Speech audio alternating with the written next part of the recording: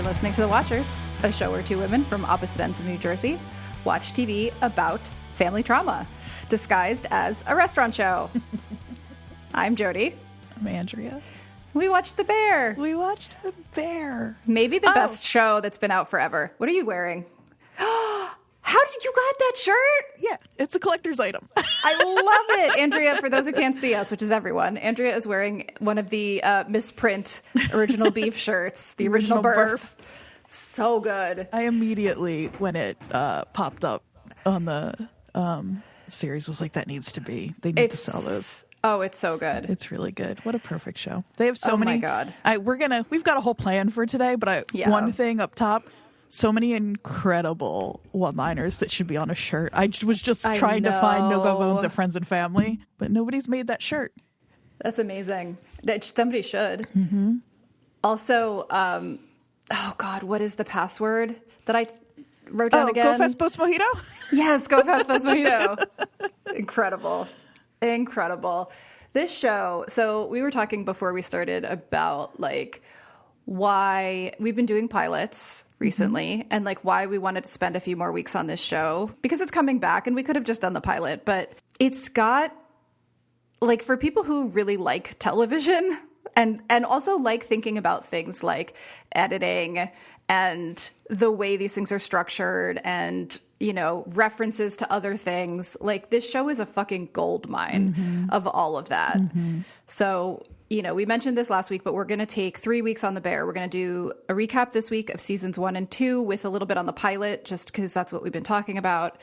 And then next week, we're going to do the first chunk of episodes, 1 through 5. And then the week after that, we're going to do 6 through 10. I'm so excited that we're going to have more Bear in just a few days. I know, I am too.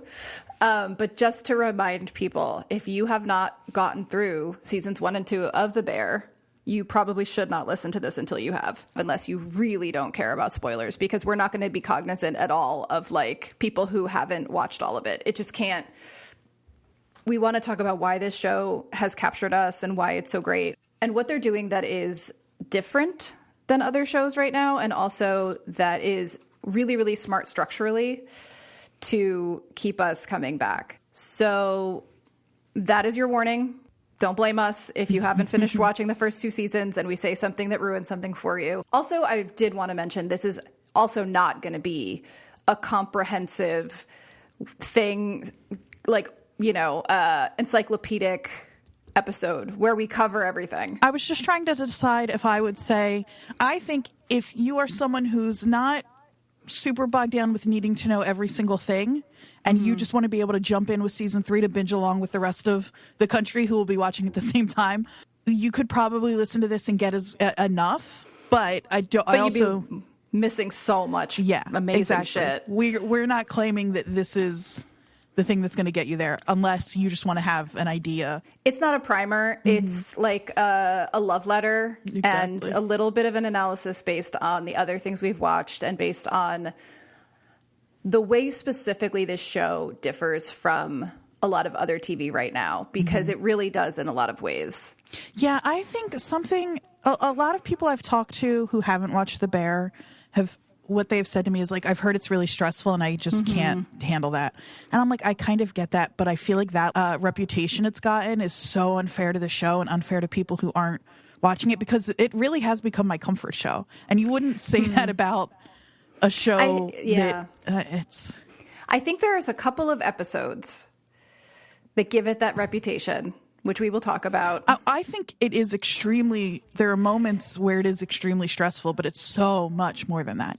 It's not a show you just watch because the stakes are so high and it's exciting. No, and I think one thing we'll talk about is how, like, in rewatching it this time, I binged it. And last time I binged it, but I did it in little chunks and I wasn't paying so much attention to the transitions from episode to episode. And this time I realized how carefully they're modulating the tone across one episode to the next. Yeah. I was going to say, when we talk about the one-shot episode, when we talk about review, the thing actually that struck me about it was not so much the episode itself, which I know we're going to talk about, but what happens from the end of review and the sound effect of the receipts to the very next scene, in the first scene in episode 8 of Carmi, in the fake cooking show and then going straight into his monologue at the Al-Anon meeting. Like, it's perfect. if you watched that week to week, you wouldn't get that. And this show is dumped all at once. So it does invite that. And I think even though I'm normally against that way of dumping a whole show all at the same time, I kind of like having it spread out a little bit. I think binging this show actually maybe is a better way to watch it. This show is the only show that I have come across that makes a case for the binge. I think it's so thoughtful about that. And one of the things that I was reading is that they'd originally and maybe we can start getting into the background now, they'd originally envisioned this as a feature-length film. And so once it became clear that it was going to be a series, they said, like, well, let's still think of it as a feature-length film. And I think that's so clear in the way that, like, even just in the length of episodes, that they vary so wildly that it just lets each episode be what it needs to be for that episode. And I think you wouldn't get that. You wouldn't be able to put out a 20-minute episode one week if this was week to week. You would. That's very true. So. Yeah, if people are waiting a whole week to see it and you give them 17 minutes, they're not going to, I mean, they'll love those 17 minutes, but it also won't feel like a full episode if you don't have everything else to keep looking at and keep watching. That makes a lot of sense. So this was created by Christopher Storer. He is known for his work with Bo Burnham. He worked on some specials of his, also Eighth Grade, the movie that came out in 2018. Did you see Eighth Grade? I haven't seen Eighth Grade. Oh, it's so cute. It's really good. He also worked with Hassan Minhaj on Homecoming King. He got a Peabody for that. And then he worked with Rami on Rami, which is a Jersey show, which we have talking about and haven't done. But there's our Jersey connection, I think. Oh, we've got another one in there somewhere. I think I found another one. Well, there's also Jeremy Allen White playing Bruce Springsteen. Yeah. That counts. Yeah. That counts for me. Yeah, I'll take it. And also, interestingly, one of the producers is Hiro Murai, who worked on Atlanta, Station 11. He directed those 2 episodes of. And so there's another sort of connection to the other stuff we've looked at. It's so fun how stuff like that just pops up over and over again, despite our not intentionally manufacturing that. Yeah, I know. It's cool. Yeah. It is on its 3rd season. Season 1 was 8 episodes. Season 2 was 10, and season 3 will be 10. And interestingly, they are exactly a year apart, like almost to the day. Season 1 came out on June 23rd, 2022. Season 2 on June 22nd, 2023. And then season 3 will be out on the 27th. Incredible. And there's no reason to assume that we won't get season 4 on June like 28th or whatever next year, which is here's example 1 of why this show differs from everything else we've watched is like there's those big 2-3 year gaps we get between seasons on our shows we don't have with this one. And it's not for lack of being the shows, it doesn't feel like it's sacrificing anything for the sake of time. No. And I think part of that, when we get to what we're going to do with the breakdowns later on, I'll talk more about editing. But one of the things that I found interesting in listening to a conversation with one of the editors was that they are editing in the moment. They're doing pre-production, post-production, and actual shooting all kind of at the same time. And so one of the editors, Joanna Noggle, I think is how you pronounce her last name. Oh, that's the other Jersey connection. She's from Jersey. Oh, where? Do you know? She went to high school in Union County. Oh, okay. Yeah. So like a magnet school. I couldn't find like the town she's from, but she's a Jersey person. And she's like won awards for her editing on this show because it is really incredible. Yeah. But she talks about how her and her editing partner will get dailies every single day, will immediately start plugging them in, doing rough cuts. That way, if there's something that is missing or that they need that they don't have to make a cut work, the crew and the actors are still there and sometimes can throw in an extra scene to make something work. So that's kind of, I think, how they're keeping the quality up because they're doing this very quickly, but they're also in such communication with the editors and on the set and like making things. It's like a well-run kitchen, huh? It's like a well-run kitchen. Oh, geez. Oh, no. But it is. It's like they're all communicating. They all have their role. It's a brigade. It's a French brigade. Truly. I read something in one interview that said like they have a cut of the episode usually out like 2 days after the shooting is done. That's unbelievable. Yeah. Yeah. I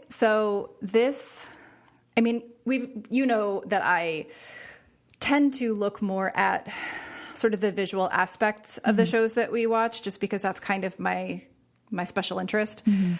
Also my job. But I have never seen a TV show that makes me appreciate editing as much as this one does. I know. It's And I got interested in it because of the way they use montage, which we'll talk about later. But once I started noticing that, then I started also noticing the editing in general. And I just cannot, I mean, the acting is incredible, the directing is incredible, but like without the editors and the way they think about this show, it would not look the same. It would not feel the same. It's just so important. And that's true always, but it's so noticeable for me for some reason here. Yeah, absolutely. Should we talk about some notable cast real quick? Sure.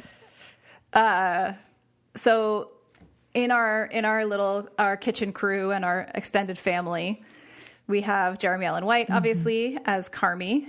We have Abby Elliott, who I always knew as a comedic actor. She's SNL. Like that's SNL. Yep. She's one of the like straight men in this show for the most part. She gets moments, like she does, but man, she is so good, and so like. I mean, maybe it's just the daughter part of it, but man, I feel so much for her. She is her face.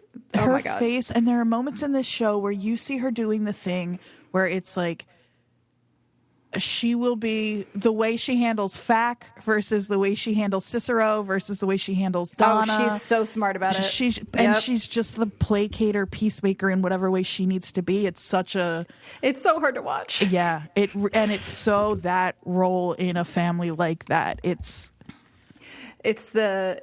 When I'm watching it, it's the Spider-Man meme. It's me and Abby Elliott pointing at each other. Yeah, it's really some of these people are like you said, difficult to watch for that reason. Yeah. I think that's true for everybody. We all have moms. Yeah, we all have moms, and we all have complicated. Most people. You ever meet a family that is just pretty generally uncomplicated, that are aliens, that I can't understand how to talk to. Yes. They're few and far between, but they do exist, and I'm always like, good for y'all. You. Couldn't be me. No, but yeah, we've got Even Moss Backrack, who I remember mostly weirdly from Girls as the really smarmy musician boyfriend of Marnie. I hated him in that show. I hated him so much. Here's something else I think for me that makes this show work so well is I wasn't familiar with a lot of these people before watching it. So they're all new faces to me. Yeah, I never watched Shameless, which is what Jeremy Allen White was known for before. But yeah, Ayo Edebiri was more of a comedian, like straight out stand-up comedian. Yeah. And then Maddie Matheson, I knew weirdly from the Bon Appetit brief YouTube moment in the early pandemic. I don't know if you were part of the Bon Appetit assance that happened. I mean, I knew that but not enough to recognize Maddie, no. He wasn't a main character, but he was occasionally featured with Brad. I can't remember his last name. The guy that did all the fermentation. Okay, Maddie would be on occasional episodes of his like fermentation journey. Gotcha. He's lovely though. And also he was really fun. Yeah. Notably the only actual chef in the cast. Yeah. And then we have Liza Colon Zayas. I hope I'm pronouncing that right. As love of Tina. My life. She's everybody's so good. When I talk about character arcs, she is. I mean, I know that theoretically I'm talking about Richie and Forks, but she has one of the most beautiful character arcs in the show. Absolutely. We've got Lionel Boyce as Marcus. Love of my life. He's the best. I could say that about every single person in the show. They're all the loves of my life. Everybody's But Marcus, I just want to go out for donuts with. Yeah. And then, of course, we have the guest stars, which we will talk about more later on. There's so many, and they're so big. But we will go into that later. I looked for like a log line for the show itself, like the quick and dirty, like couple sentences. And I found a young chef named Carmine Brazzato inherits his family's Italian beef sandwich shop after the suicide of his older brother. He comes home to Chicago to run it, leaving behind his world of working in Michelin-starred restaurants. He is left to deal with his brother's unresolved debts, a rundown kitchen, and an unruly staff while dealing with his own pain and family trauma. That does cover it, but also it's like, it's so not the point. Like, I mean, the show is so much about, I know this is so often the case, but it's so much more about the people. Relationships overlaid on that. But that does kind of cover the setup for sure. Yeah. Season 1 is about sort of getting that kitchen to a place where they can all work together, and doing that means working through those relationships and figuring out what everybody's role is to each other, and also figuring out what happened with the loan that Mikey took out from their loan shark uncle. It's a little bit of a deus ex machina in the form of some cans of what are they? San Marzano tomatoes? They better be. I don't know if they say that, but they better be. I think they are. Yeah. The 28-ounce cans, not the big they taste ones. better. Yeah, they do. Yeah, it's interesting. Like there's a plot and then there's the show to me. Like the plot is... and the plot is pretty straightforward, really. Like, yeah, they don't have any money. They're trying to keep it going. They're barely making ends meet. It's a restaurant, like right after COVID. It's rough, and Mikey kind of drove it into the ground financially because he was an addict, and but he also stashed all this cash in tomato cans, and magically that kind of saves the day in the end. Yeah, at least for the moment. To a degree, yeah. For the moment. But, like, that's the quote-unquote plot. Like, the action part of it. And the rest of it is just so much more interesting to me. Like, I do think that this show does have a lot to say about the restaurant business in and of itself. Like, it's just not the part of it that's the most emotionally interesting to me. I think another thing about this show for me is that, like, the most important part of the show to me is every part, because it's all so good and so thoughtful and so careful and so interwoven. Like, you can't have these relationships without having how they work in this restaurant together. Like, you don't have Richie's growth doesn't happen if he doesn't get tested in that shop. Like, there's just so much that can't happen outside of this setting. Yeah. Except for maybe, like they say, like maybe in a hospital. I know early in the preparation for this show, Christopher Storer told Joanna Noggle to watch Bringing Out the Dead, which is a movie I haven't seen. It's a Scorsese film about a paramedic unit. And so that's what I was just going to say, is that, like, I was trying to think of where else a show like this could work, and it's maybe like in a hospital or an EMT squad or something like that. Well, and you are previewing Claire exactly later on with her working in an ER. I think that that's true. I think that the pressure cooker, literally, pun intended, of it all, is the driver of all of those changes. So, do we want to talk pilot? Let's talk pilot a bit, yeah, because I do think I watched a YouTube video that was like, why the pilot of The Bear is the perfect pilot. And I don't know if it's perfect, but it is very, it checks all the boxes that you want a pilot to check off, right? It gets you in the moment immediately, which I think is something that is really important to do, and is something we've talked about with Lost, how you're in it immediately. You don't like, I didn't think about this until I read that article, but like the way that a pilot really grabs you, if it's not trying to explain things right away, you're just in the middle of something, then you have to figure it out. You know, you wake up and you're like, what's happening? Right. And you just have to kind of get the lay of the land. And that happens here too.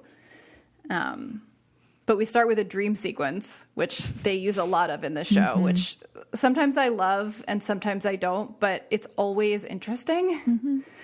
But yeah, the dream sequence, he's in the middle. And just from the beginning, Andrea, as soon as I turned on the pilot and I saw the very first frame, I was like, oh, that's right. Yeah. I forgot how good the camera work is in this too. It's just like, it reminded me of, in a weird way, of when we were talking about Severance and how symmetrical everything looked in the beginning. Yeah, I can see that. It's only in this one dream sequence. It's not, the camera work is very, very different and chaotic for a reason in the rest of the show. But that first sequence where he's walking down across that bridge in Chicago and he sees the cage, and it's all perfectly so clean and perfect. And yeah. And he lets the bear out of the cage. We've been using, we didn't really intend for this to happen, but because so much of what we ended up talking about for pilot season ended up being post-apocalyptic, our hook has almost always been what happens to the At the end of the world. What happens at the end of the world Yeah. after a huge global event. Yeah. And this is just that, but small. What happens to this little world? Because these people are so intertwined and they are their own little delicate ecosystem. As Richie After loves Michael's to remind suicide. us after, right. And he was everybody's world, kind of. They all are was really the- open about that. The center of the orbit. Yeah. Yeah. And so now what? Yeah. No, that's so true. Yeah, no, to me, the hook is just, we meet this kid whose brother has just committed suicide. He's taking over the family business. They don't want him there. It's pretty clear. You can't kind of tell why he wants to be there. Yeah, that's really interesting to me. At first, it's kind of like, it feels like you don't need to do this. He doesn't. Right. Why would you want to be here? Yeah. But they're setting up that immediate conflict between him and the staff that have been there forever. And it's almost like you have three moving pieces. You have him coming in, you have the staff that's been there for a long time, and then you have Sid, our hot young chef who started a catering business and then blew it up accidentally because she got too big too fast, got into huge debt, but is very talented and very ambitious and very impatient and wants to push everything right away. And so you've got like these three moving pieces. And is here because she learned that Carmi is here. Yeah. And he's like her kind of gold standard. She had the best meal of her life at his restaurant. Yeah. And she learns So- really quickly that he's not necessarily the like, she had a very different idea of what it was going to be like when she met Carmi than what it actually ends up being. He's not a great boss. Let's just say that. This is not a great boss. No.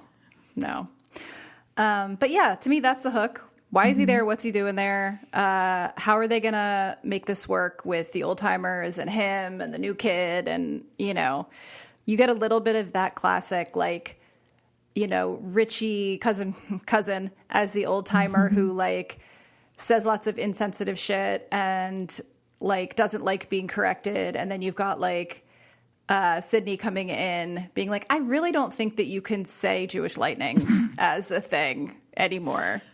And it's like, and he explains it and she's like, yeah, that makes it worse. That makes it worse. Yeah. So that's sort of the initial setup, right? Man, I hated Richie at first. I hated him so much. I know. He's tough. And I think watching it the first time, he does feel like they give him little, very small, early on, pockets of redemption that grow over the 2 seasons. I noted episode 6 of season 1 is the first time they give him something a little bit meatier that gives him some sympathy. Right. Yeah. Right. And but he does feel like so many people a generation above me who I know who are like this, but I know I'm already primed to care about a guy like this in a way where it's like, yeah, I just know that's like that there is something at the center of a person like this. And so I think maybe that's why I was a little more sympathetic to him the first time through. Not very, but I didn't write him off immediately. As opposed to like, I had a really much harder time with Tina at first. I think because her nastiness is so directly pointed at Sid, as opposed to Richie, who I'm like, this is just how Richie moves through the world. And like, he's like a hurt people kind of thing. Tina is being pointedly mean. That felt so real to me because she's the only, so she is the only woman in the kitchen, right? Absolutely. And she has learned to work with these men. Yeah. And to kind of half mother, half like half mother them, half like be them. She kind of has that perfect balance with the team. She's like worked it all out. They respect her. And then this new girl comes in, it's so classic. Like there can only be one. Yeah. Oh yeah. I mean, I understand. And I don't think, but it was like hard for me to watch her be, especially because I do love Sid so much right away that it's like, I had forgotten how nasty she was in the first episode because I love her so much now. And like later on, like sabotaging stuff that's for the whole kitchen. It's not just Sid you're screwing over then, but Yep. Turning up the fire on the stove and definitely. But we all make choices when we're not thinking with our wisest mind that maybe we shouldn't. But the two of them have just the loveliest character arcs because they come from these just such hardened like exteriors to begin with. And I mean, anybody who's ever worked in a place like that, even if it's not literally exactly like that, like you have to kind of not like take anything personally or seriously. You just have to get the fucking job done. Like you just have to move as fast as possible and work as hard as possible and then collapse at the end of the day. Like, you know, and if somebody isn't pulling their weight, it's fucking everything up, you know? So I always say I never worked in a kitchen, but I literally worked in a food truck, which is a tiny ass kitchen in a hot box. Like it's just a hotter kitchen and a smaller one. I've worked in I know it's not the same thing, but I have worked in very busy places where like you said, one person dropping the ball or one new person coming in who like, it's not their fault. They have to learn, but they have to learn. And so you resent them because they can't just fall in line. Like all of that is real. Or they come in and they're like, maybe it would be better if we did it this way. And you're like, no, it fucking wouldn't. Leave it alone. Like, you know, don't mess it up. It's so funny to see that here where this place is absolutely struggling, but they're still so, and not but, but they're still so resistant to doing anything to make it.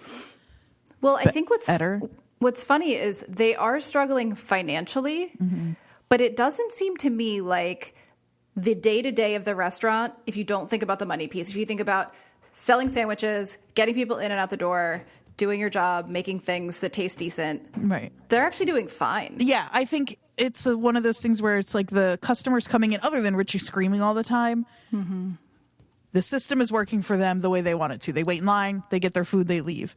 I think the chaos comes when Carmy comes in and tries to change one thing. It's like pulling out one block from Jenga and the whole fucking thing falls down.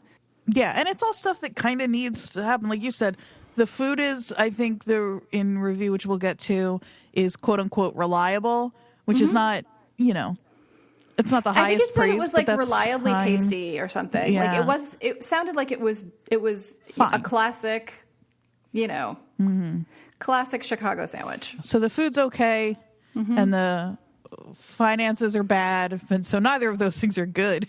And Carmy does know his shit. So it's like, and he's the new guy there, but it is his restaurant. I don't know. So I have complicated feelings about all of it.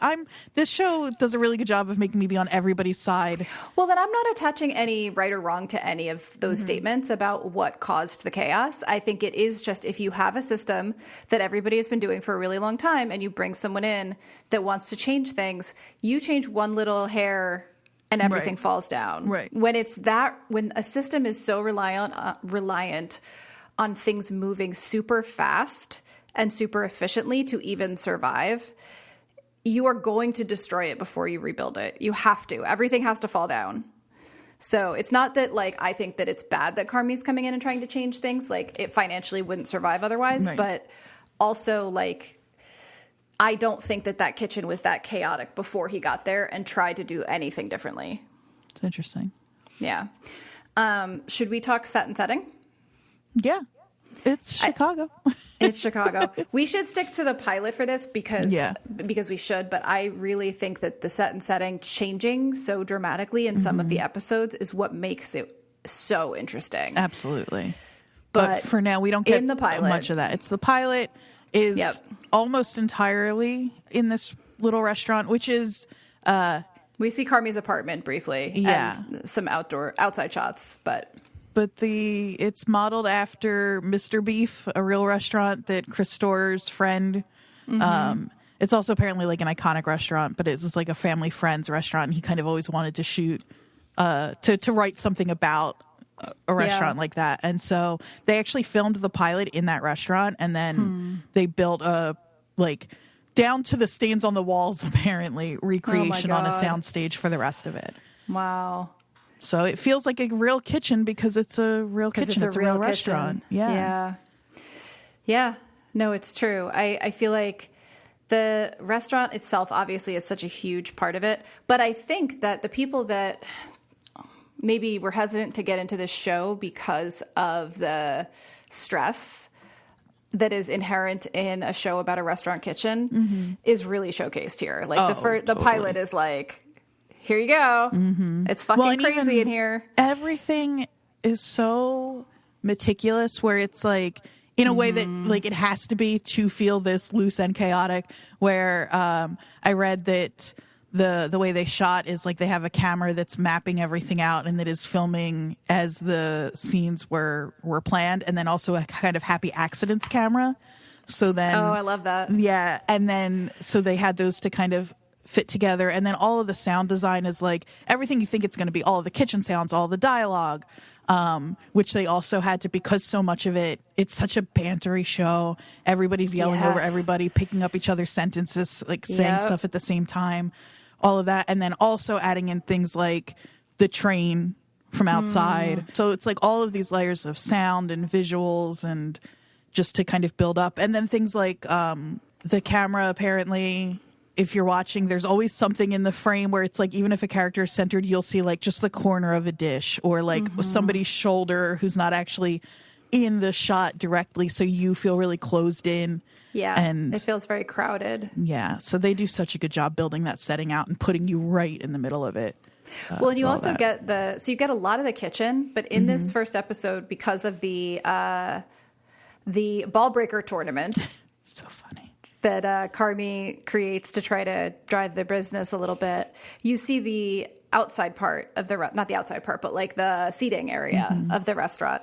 And it is such a classic, like ripped vinyl booths, like fluorescent lighting, checkered floors. Like, it's honestly the reason why, when we were talking about this show previously, I had mentioned I wanted a Jersey red sauce joint version of this.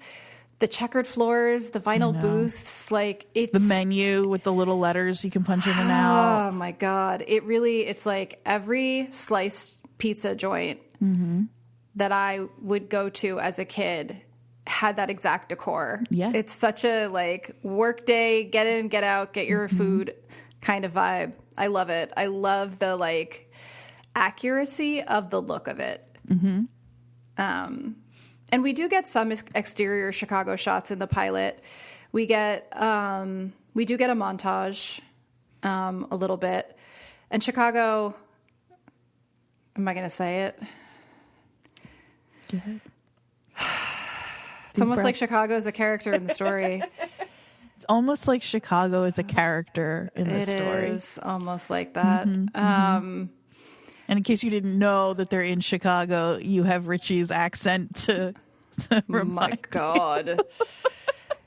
I mean, I'm not from Chicago, so I cannot judge whether he is doing a good job or not, but it's real noticeable. It's real out there. My guess is it's probably actually pretty close to like a real like I'll bet blue it's very collar. turned up. I think about it with Philly and South Jersey. Whenever somebody on Instagram does quote unquote does the accent, where it's somebody who you know doesn't really have that accent, everybody in the comments is like, that's not how we sound from Philly, that's not how we sound. And then I'm like, some of us do. Like some of us, like some people sound like Carmela Soprano. Yeah, exactly. We had just for example, our beautiful anonymous listener, this will be 2 weeks ago now, is from Philly, and he has what I imagine to be the Philly version of Richie in Chicago, where it's like people like that accent isn't real, like somebody that's an exaggeration or a character, and it's like mostly it's not, but some people that's just how they sound. So, and to continue our tradition of plugging other podcasts on our podcast, that episode was great. He's lovely. He was so lovely, and his accent was so perfect, and the fact that he didn't think he had one for the longest time was the funniest thing I've ever heard. It was great. You can imagine would also be Richie. Like, yeah. Oh, totally. So. Totally. Other little pieces of set and setting that we get Carmi's apartment briefly. We see that he stores his very expensive denim in his stove. I love that he's a denim guy. Oh, he is definitely like the kid that got a little bit of money, got out of Chicago, went to like Copenhagen, and was like, oh, I Thinks really he's like Mr. this Fancy. like $75 t-shirt. Yeah. Like it fits really well. It shows off my arms. Like he's kind of a little bit of a fashion guy. Yeah. You know? He has that little talk with Claire about how he wanted to make these pants that have already been made. But like that's what he was thinking about in high school. Yeah. It wasn't necessarily being a cook. In fact, it wasn't being a cook. He was a little fashion designer. So yeah, exactly. Is there anything else we see? We see a lot of the kitchen. yeah, we get that. The only exterior I think that we get, other than those like montage-y kind of travel shots that are in every episode pretty much, is when the people start showing up for the ball breaker tournament. And Which Richie is goes so outside funny. and gives his lecture. That's when you see, these are the moments where it's like Richie he's not just rough around the edges, he's rough everywhere, but like he does have a role here, you know? He kind of is a little bit of the like, even though he brings the chaos a lot, he's also wrangling it in ways that not anybody else can. Yeah. Although it's funny, I know we're talking about the pilot, but there is that episode later on where the fight breaks out and Sydney goes out and solves the problem with free food instead of him bringing the gun out. Well, that's the point, right? Is that he has a role here and then it's figuring out what he's going to be. Yeah. If his way of about doing not having things, a purpose at one point. Yeah. Because his way of doing things has worked here because, like you said, that's how they've done it all this time. And so to switch it up is obviously scary for him. And yeah, it's just, that's his whole arc, right? Is figuring out where and how he's going to fit into this, if not that way. Yeah. What he's good at, what he enjoys too, Yeah. So this isn't hook or set and setting or questions, but I do think it's important to note that in the pilot, we are also introduced in a really clear and precise way to all of our supporting characters, right? We meet Marcus here. We see him as sort of a chill, thoughtful guy that's like funny, curious, but not like the over-the-top loud Richie kind of thing, kind of vibe. And newer to the family. Like that's the other, newer to the staff than everybody else. So he's not quite as like tainted by it. Yeah, and we meet Tina, and we see her being very protective of her kitchen. Because I get the sense, honestly, that Tina is kind of what's holding that kitchen together. Oh, yeah. Before Carmi shows up. That's totally true. She's their mom. She's the one that holds them accountable. She's the one that can get Richie to like calm down and shut the fuck up.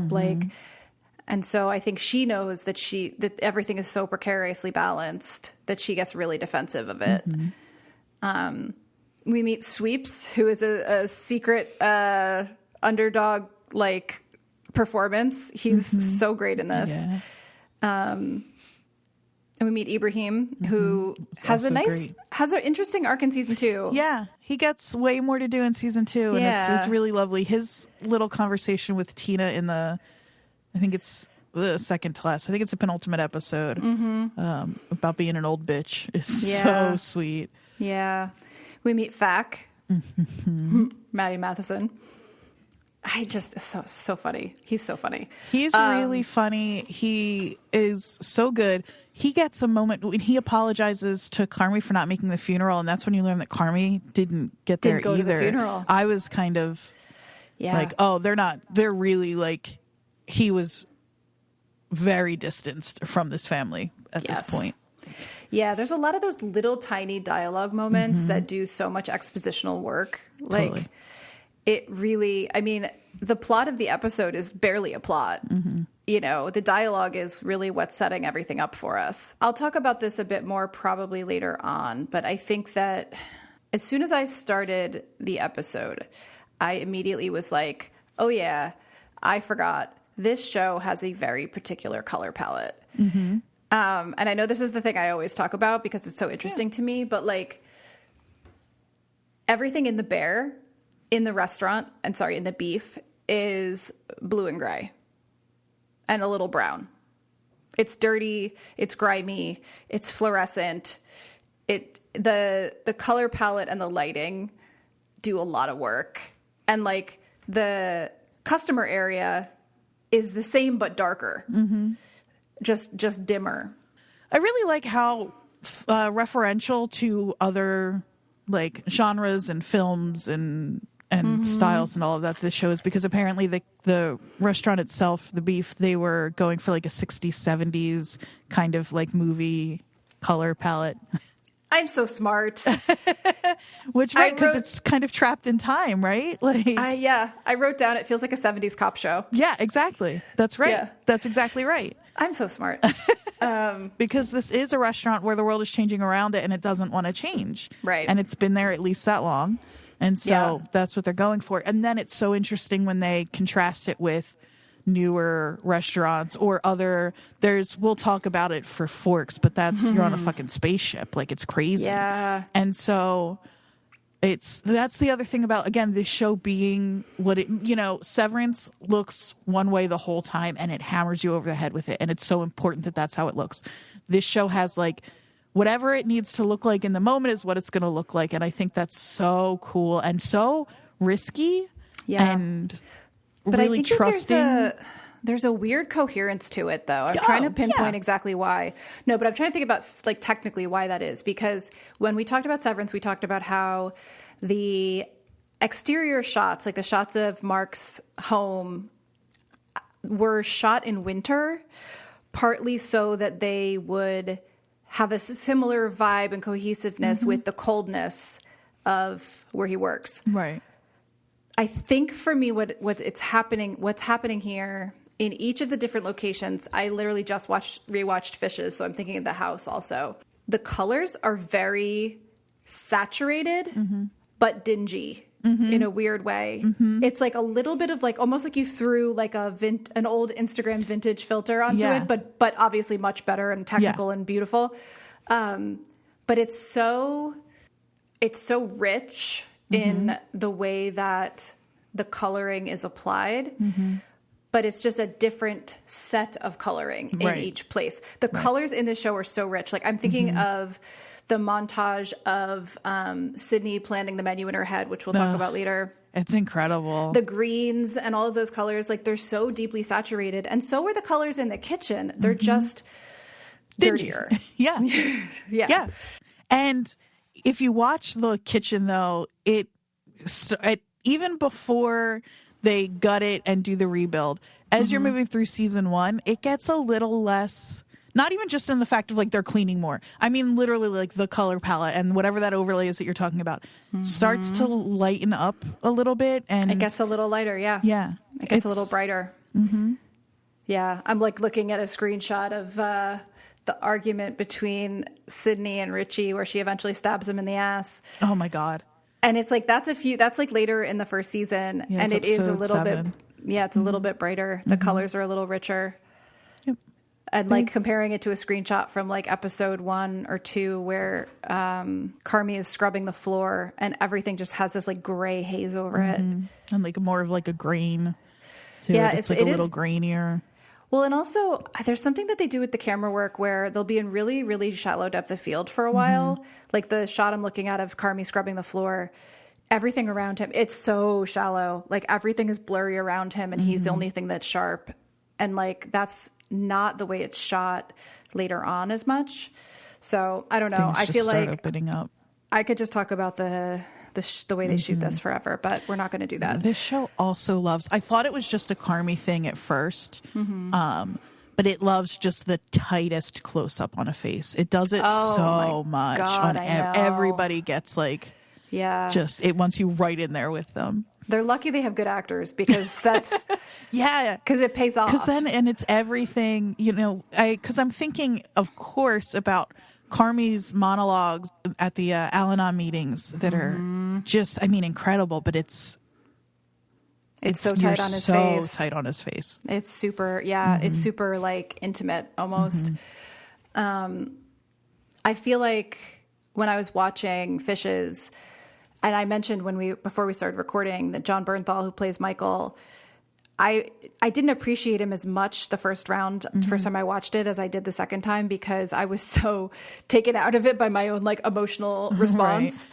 But when I rewatched it, there's a couple of those close-ups on his face, particularly right after he's talked to Carmi and Carmi has like just given him his present, which is the drawing of the restaurant. Right, that we've seen. And Carmi has to go do something for Donna.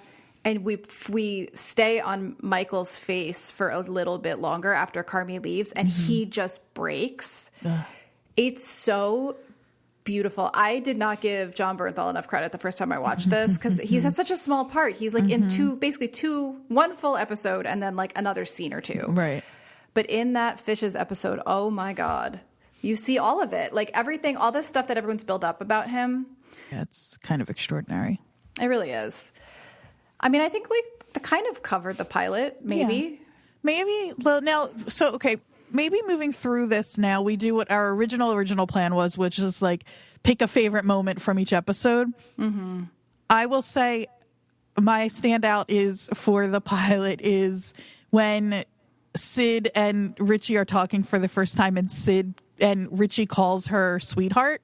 Oh. And then Carmi's like, don't say sweetheart, you fucking weirdo. And then Richie says it's part of our Italian heritage. Uh-huh. And then we learn later that, of course, Richie isn't Italian. He's not Italian. No, of course he's not. But I get that way sometimes. Like, everybody from Jersey is a little Italian. Everybody from Chicago, like, it just, sorry. I know everybody's rolling their eyes at that. But it's like, but I connected so much with so much of this just kind of by like cultural osmosis, you know? Yeah, absolutely. So for me, I think that is that one. And then also, sorry about the gum babe, I had to get real. So that's a separate scene, but it's a similar vibe. That's me for the pilot. So I think my favorite moment was when Carmi like tweaks the sandwich and Ibrahim tries it. And, he's like asking him how it is, and he says, it's redundant and white, just like you. Really good. Good insults. Yep. So we're going to move through, except for the ones where we want to slow down. We're going to move through these. We've got, 16 episodes or something, 17 episodes to cover now. We're going to do the quick log line basically for each episode. And then each of us has a few sort of deeper dives we wanted to do into aspects of this show that we think are special, and we were using certain episodes to do that. I like that, yeah. So, yeah, season 1, episode 2, Hands. Mm-hmm. What do we say about Hands? This is the cigarettes episode for me. Oh. Mm-hmm. We learn a couple of things you need to know. This is where we learn Jimmy lent Michael $300,000. Yep. And we get all the safety issues.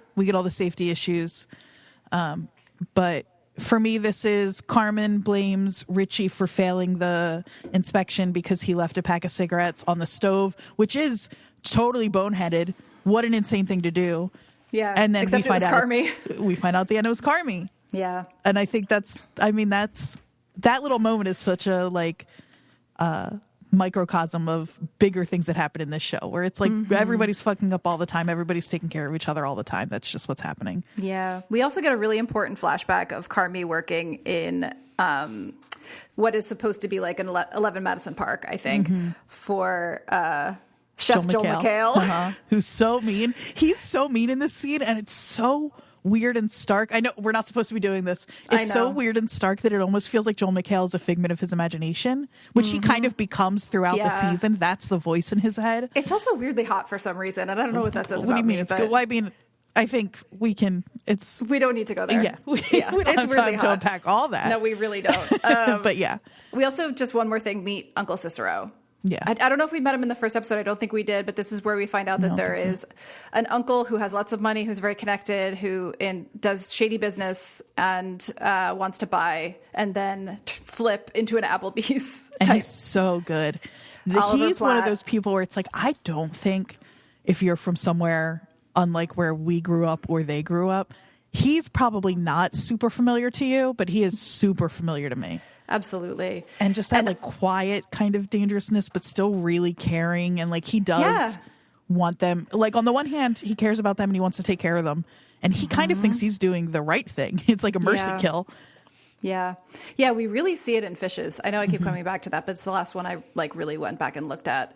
But he's an interesting character because he's definitely like you can tell even in the first couple of episodes that everyone asks him for money. Everyone in the family comes to him for things and for favors. But yeah, I think it's important. And then they get the C rating on their restaurant because of the health inspection. Right. All right, episode 3? Episode 3, Brigade. Yeah. So Carmi goes to Al-Anon. He goes to the thing that Sugar's been asking him to go to. My first note is Carmi in a little hat. I think maybe that's what the episode is for me. He's got a little hat on. That's fair. That's fair. He introduces the brigade style in the kitchen. And this is one of the times where we really see how he's putting way too much on Sydney. Yeah. And it's like really sabotaging her. Yeah. I think that's this episode, is that like Sid is having a tough time because he put her in a role without really asking her, and that she is not prepared for, not through any fault of her own. No, she's barely been there. She like came in as a stage. She's barely like gotten to know anyone. None of them respect her enough for her to be in charge. And I don't blame them. She hasn't proven herself at all. I think that's, she doesn't know anything yet. My first favorite Carmi and Sid scene, though, does happen in this episode at the end, and it's where you start to get what their dynamic is going to be, and it makes me love them so much. Carmi tells Sid where he went, and it feels like a big reveal that like he's opening up to somebody about this, and she's like, that is not appropriate for you to tell me. And then she kind of laughs. She's like, I'm just fucking with you. I think I was owed one. Yeah. No, that's true. Yeah, I love that moment. We get a tiny hint about Marcus becoming like, he wants to hear about he wants to know how to make his bread better. And the plum dish he's like really into, and he's like hanging up pictures of Carmen's stuff. It's really sweet.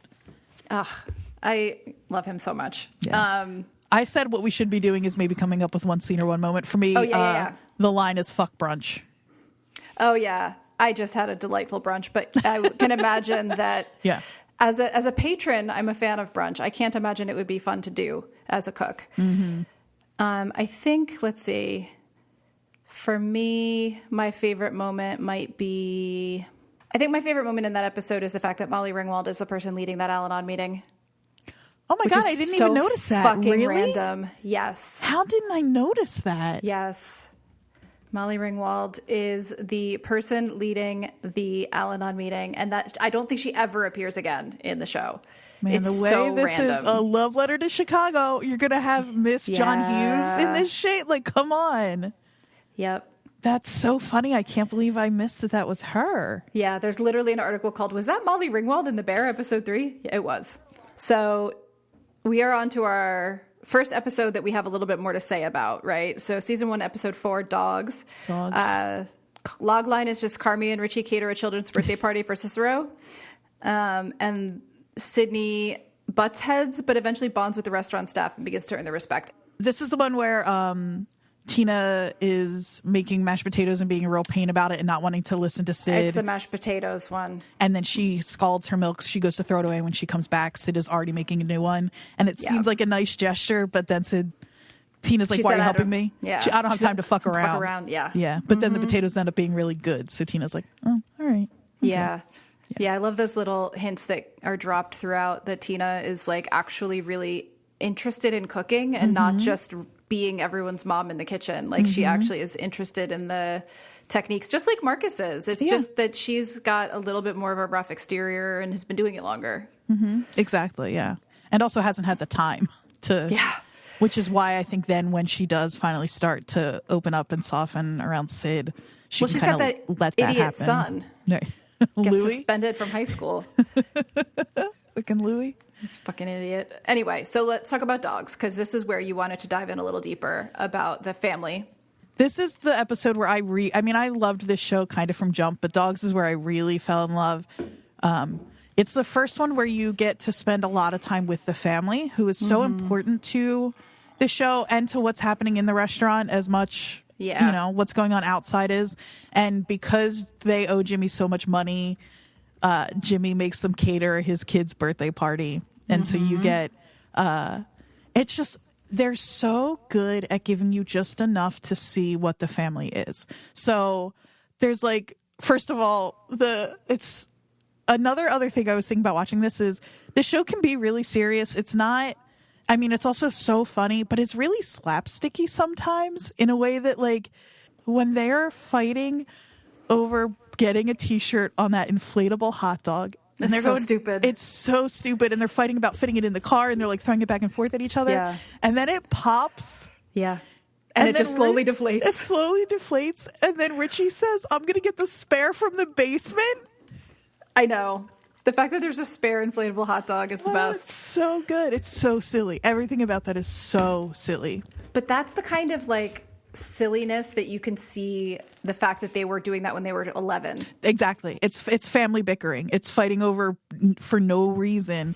And it's like, if this were a restaurant where everybody wasn't either part of the family or so deeply connected with the family, like, you just wouldn't have those kinds of like, there's a reason those other kitchens that we see don't have this stuff going on. There are a few reasons, but that's one of them, is these people aren't coming together with 30 or 40 years of baggage. Yeah. And even the people in the kitchen who aren't related have been working there for so long that they have that same shorthand. Mm-hmm. You know, they can insult each other. They can kind of play fight or whatever because they've been working there forever. Right. You know, there's them driving to Jimmy's, and Richie's only half paying attention because he's watching fights on his phone. Mm-hmm. And he knows that Jimmy has moved and Carmy doesn't. So you just get another example of how, like, disconnected Carmy is from this family. And you get, I'm sure if you're from Chicago, you're excited they said two different roads. I'd be excited if it were a Jersey show. So they give you that. And then just catching up with extended family. Like, first of all, Carmy says, like, please don't start with Jimmy, whatever. He's like, I'm not going to bring up shit. And then it is a smash cut to them having the fight that ends up being pretty important in this episode about, and you're not totally sure what the fight is. It's like, but it has something to do with Richie not answering his phone, some sort of plumber or something. And they've clearly had this fight over and over again, which is so family. Mm-hmm. Like, we all have those fights in our family that it's like, if you get the wrong two people together at the wrong time, they're just going to fight about it again. Yeah. It's also when you find out that Richie isn't even Italian.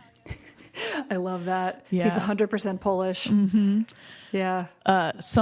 One of the uncles or something says to Carmy, I thought you killed yourself. Yes. No, sir, that was my brother. I know. Just like, again, just weird old extended family that you have to deal with once or twice a year. And the people that the family members you have that just say the most wild shit, and you're just like, oh god, it's that person again. Yeah, just there's another one, the like worst, most obnoxious uncle who's like, oh, so you're a chef. What's it like to be an asshole? I think is the line, or what's it like to be That's a pretty good line, fucking actually. loser, something like that. Oh yeah, it was a loser. That's what it was. He made homemade ecto cooler. I love that he made homemade ecto cooler. Well, and we get a little. Not a callback, but a little connected moment to that in Fishes, which, again, I keep bringing up, but where he makes a homemade Sprite. The Sprite. For Richie's wife, whose name I just lost. Gillian Jacobs. Tiff, that's right. Yeah.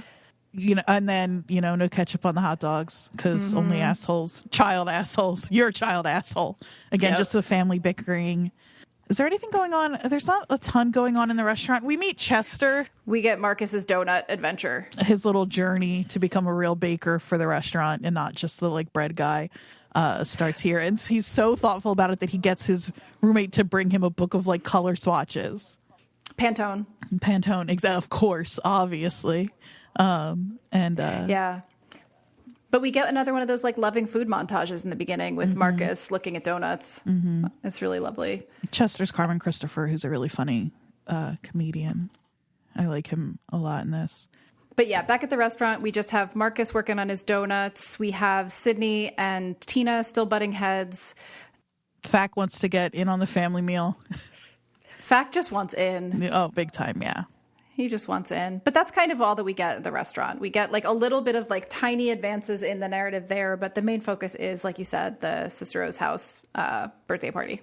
And this is where, when we go back to the house, where I really was like, I think this is one I want to slow down on. Because Richie and Cicero have been fighting, like everything's, but then when you come back, they're like telling a story that they've clearly told 100 times. They're like trading pieces off. And that happens a lot in this show, where it's like, and I'm so obsessed with that. I wanted to start a podcast that had people come in and tell stories that way, where it's like, come tell the story you tell at Thanksgiving dinner when there's somebody new. And they do it so well on this show. And then they also have the like, where you kind of learn that everybody is, and Fishes, you find out a little bit more that like everybody's got this animosity toward Pete because he's just kind of a nerd. Yeah. It feels like he's just a normal guy. He's just, yeah. And he's like, he just tries. And he didn't grow up rough. That's another thing, is that like I can think of a bunch of people in my life where it's like, oh, you just had it a little too easy. And so you don't have the same sensibility that we do. And so you just don't vibe, even though you want to. It's also that he tries really hard. He tries really hard to fit in. Like, he brings a tuna casserole to the Seven Fishes. There's an eighth. You don't need an eighth fish. That's everything you need to know. You don't need an eighth fish. And the fact that it's a kid, like, everything about it is like. I know. That is his whole personality, as a tuna casserole at Seven Fishes. Exactly. 100%. But he's also like a really sweet husband, and Sugar needs a really sweet husband because she has a nightmare family. Exactly. It makes so much sense that they're together.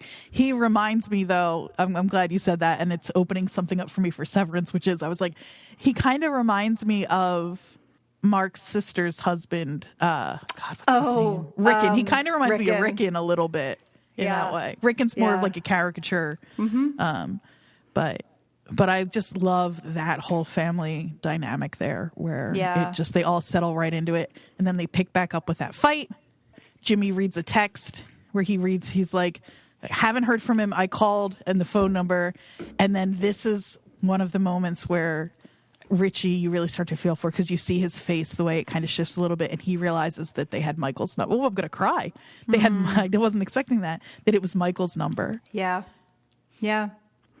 And so it wasn't Richie's fault. He's not always a fuck up. And also, Michael is still just in everything that these people do. He's still, he's always there. I love that you wanted to focus on the family, and all I think about when I think about this episode is drugging a bunch of kids with Xanax so they fall asleep on the lawn. Cicero's kind of cool with it. He is so cool with it. I hard related. Dead. Yeah. I hard related to Cicero in this moment. I was like, yes. As someone who worked in a children's museum at one point in my life, give them all Xanax and let them fall asleep. They'll be fine. I couldn't believe that Carmi told him. That was the shock to me. Yeah. I also love that, like, the thing that you see happening in that moment with Cicero and Richie that you were just talking about is, like, they're at each other's throats. They're fighting. They're, like, going back and forth on this whole stupid plumber thing. But as soon as an outsider comes in, as soon as... what the fuck is that? Whatever his name is. That's just, like, not important. As soon as Pete comes in, they are bonded. They're like, we're going to talk shit now about Pete. It's North and South Jersey when we meet up outside of the state. Literally anywhere else. And we get one last little family thing is Carmi and Cicero, or Carmi and Uncle Jimmy, whatever, talk about Carmi's dad. And so you get he's like, oh, yeah, that's right. We don't know anything about him, right? And he's gone. He's gone, but I don't. He says, when was the last time you talked to him? So it's like he's not dead. He's not dead. I don't think, or at least he's not out of the picture just because he died. And Cicero tells that dream about Carmi's dad, and almost hitting the kid, and and he kind of keeps flying off, and you get this family is. Mikey's not the only issue with this family, obviously. No. There's just a lot here. And the other thing that we get in the kitchen, the last little bit, is when Tina gives the potatoes to Sid to taste, and she's expecting her to she's like, go ahead, tell me they taste like shit. And Sid is like, no, great, thanks, chef. And you can see Tina's face. It's one of those moments where they hang out for a minute on the character's face. And you can see Tina be like, oh, okay. Yeah, because there's a lot there. Because she's like, I've been real shitty to her. Yeah. So she should be shitty back to me. Also, her standards are going to be too high, or I'm not good enough is really what that is. Yep. And she's like, I feel like there are a couple of things there where Tina's like, her skills are reinforced. She feels good about that. And she also sees that Sid's not going to be vindictive. Right. In that There's way. An opening there. Mm-hmm. Yeah. And we also get Pete in the car on the way back sleeping on their shoulders because he had some of the Xanax punch. So funny. funny. Of course he did. Of course he drank the kid juice. Because he's a child. It's like, he's a child asshole. He's like, he is a child asshole. He's like in his little fleece but he does, it's very sweet. Like, thank you for letting me be a part of this family. It's really sweet, despite all of that. And he knows that he's a little bit of an outsider. Like, that's why he's trying so hard. So, but I think he probably knows that there's an awareness that Sugar needs him. And that is something that the brothers obviously cannot provide Sugar with, that attention and that emotional support. They are not capable of it. And so she's got to get it from somewhere. Yeah, we really see that in the finale with Donna, which is, oh my God. I don't have it on my list as a thing to slow down on, but it is. Maybe we can talk about that a little bit when we talk about fishes, but oof. Yeah. My line for episode 4 is, we all get cake because we're best friends, which is just something offhand. I don't even think Fac's on camera when he says it. I love it. We all get cake because we're best friends. Yeah. I think for me, the moment of that episode, thank you for reminding me, is actually that the Tina moment when her face. Like, it's not a silly moment, it's a serious moment, but it's breadcrumbs, right? We're getting breadcrumbed for Tina's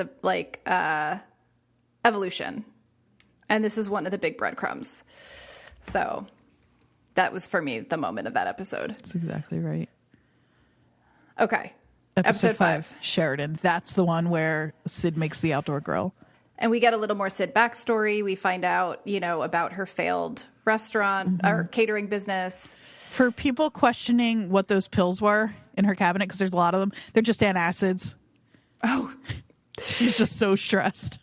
That's one of those little chef details that I thought was really funny. Like, Carmi always has a burn on him somewhere. Yeah. He always has an active burn on an arm. Like, that's something that's like a subtle thing. So and they're is always the antacids. passing around Pepto. And it's so exactly. Funny. Yeah. The eating peanut butter and jelly at the end of the day, drinking soda and chips. Like, those are all very chefy things as far as I have learned in my years of watching Top Chef.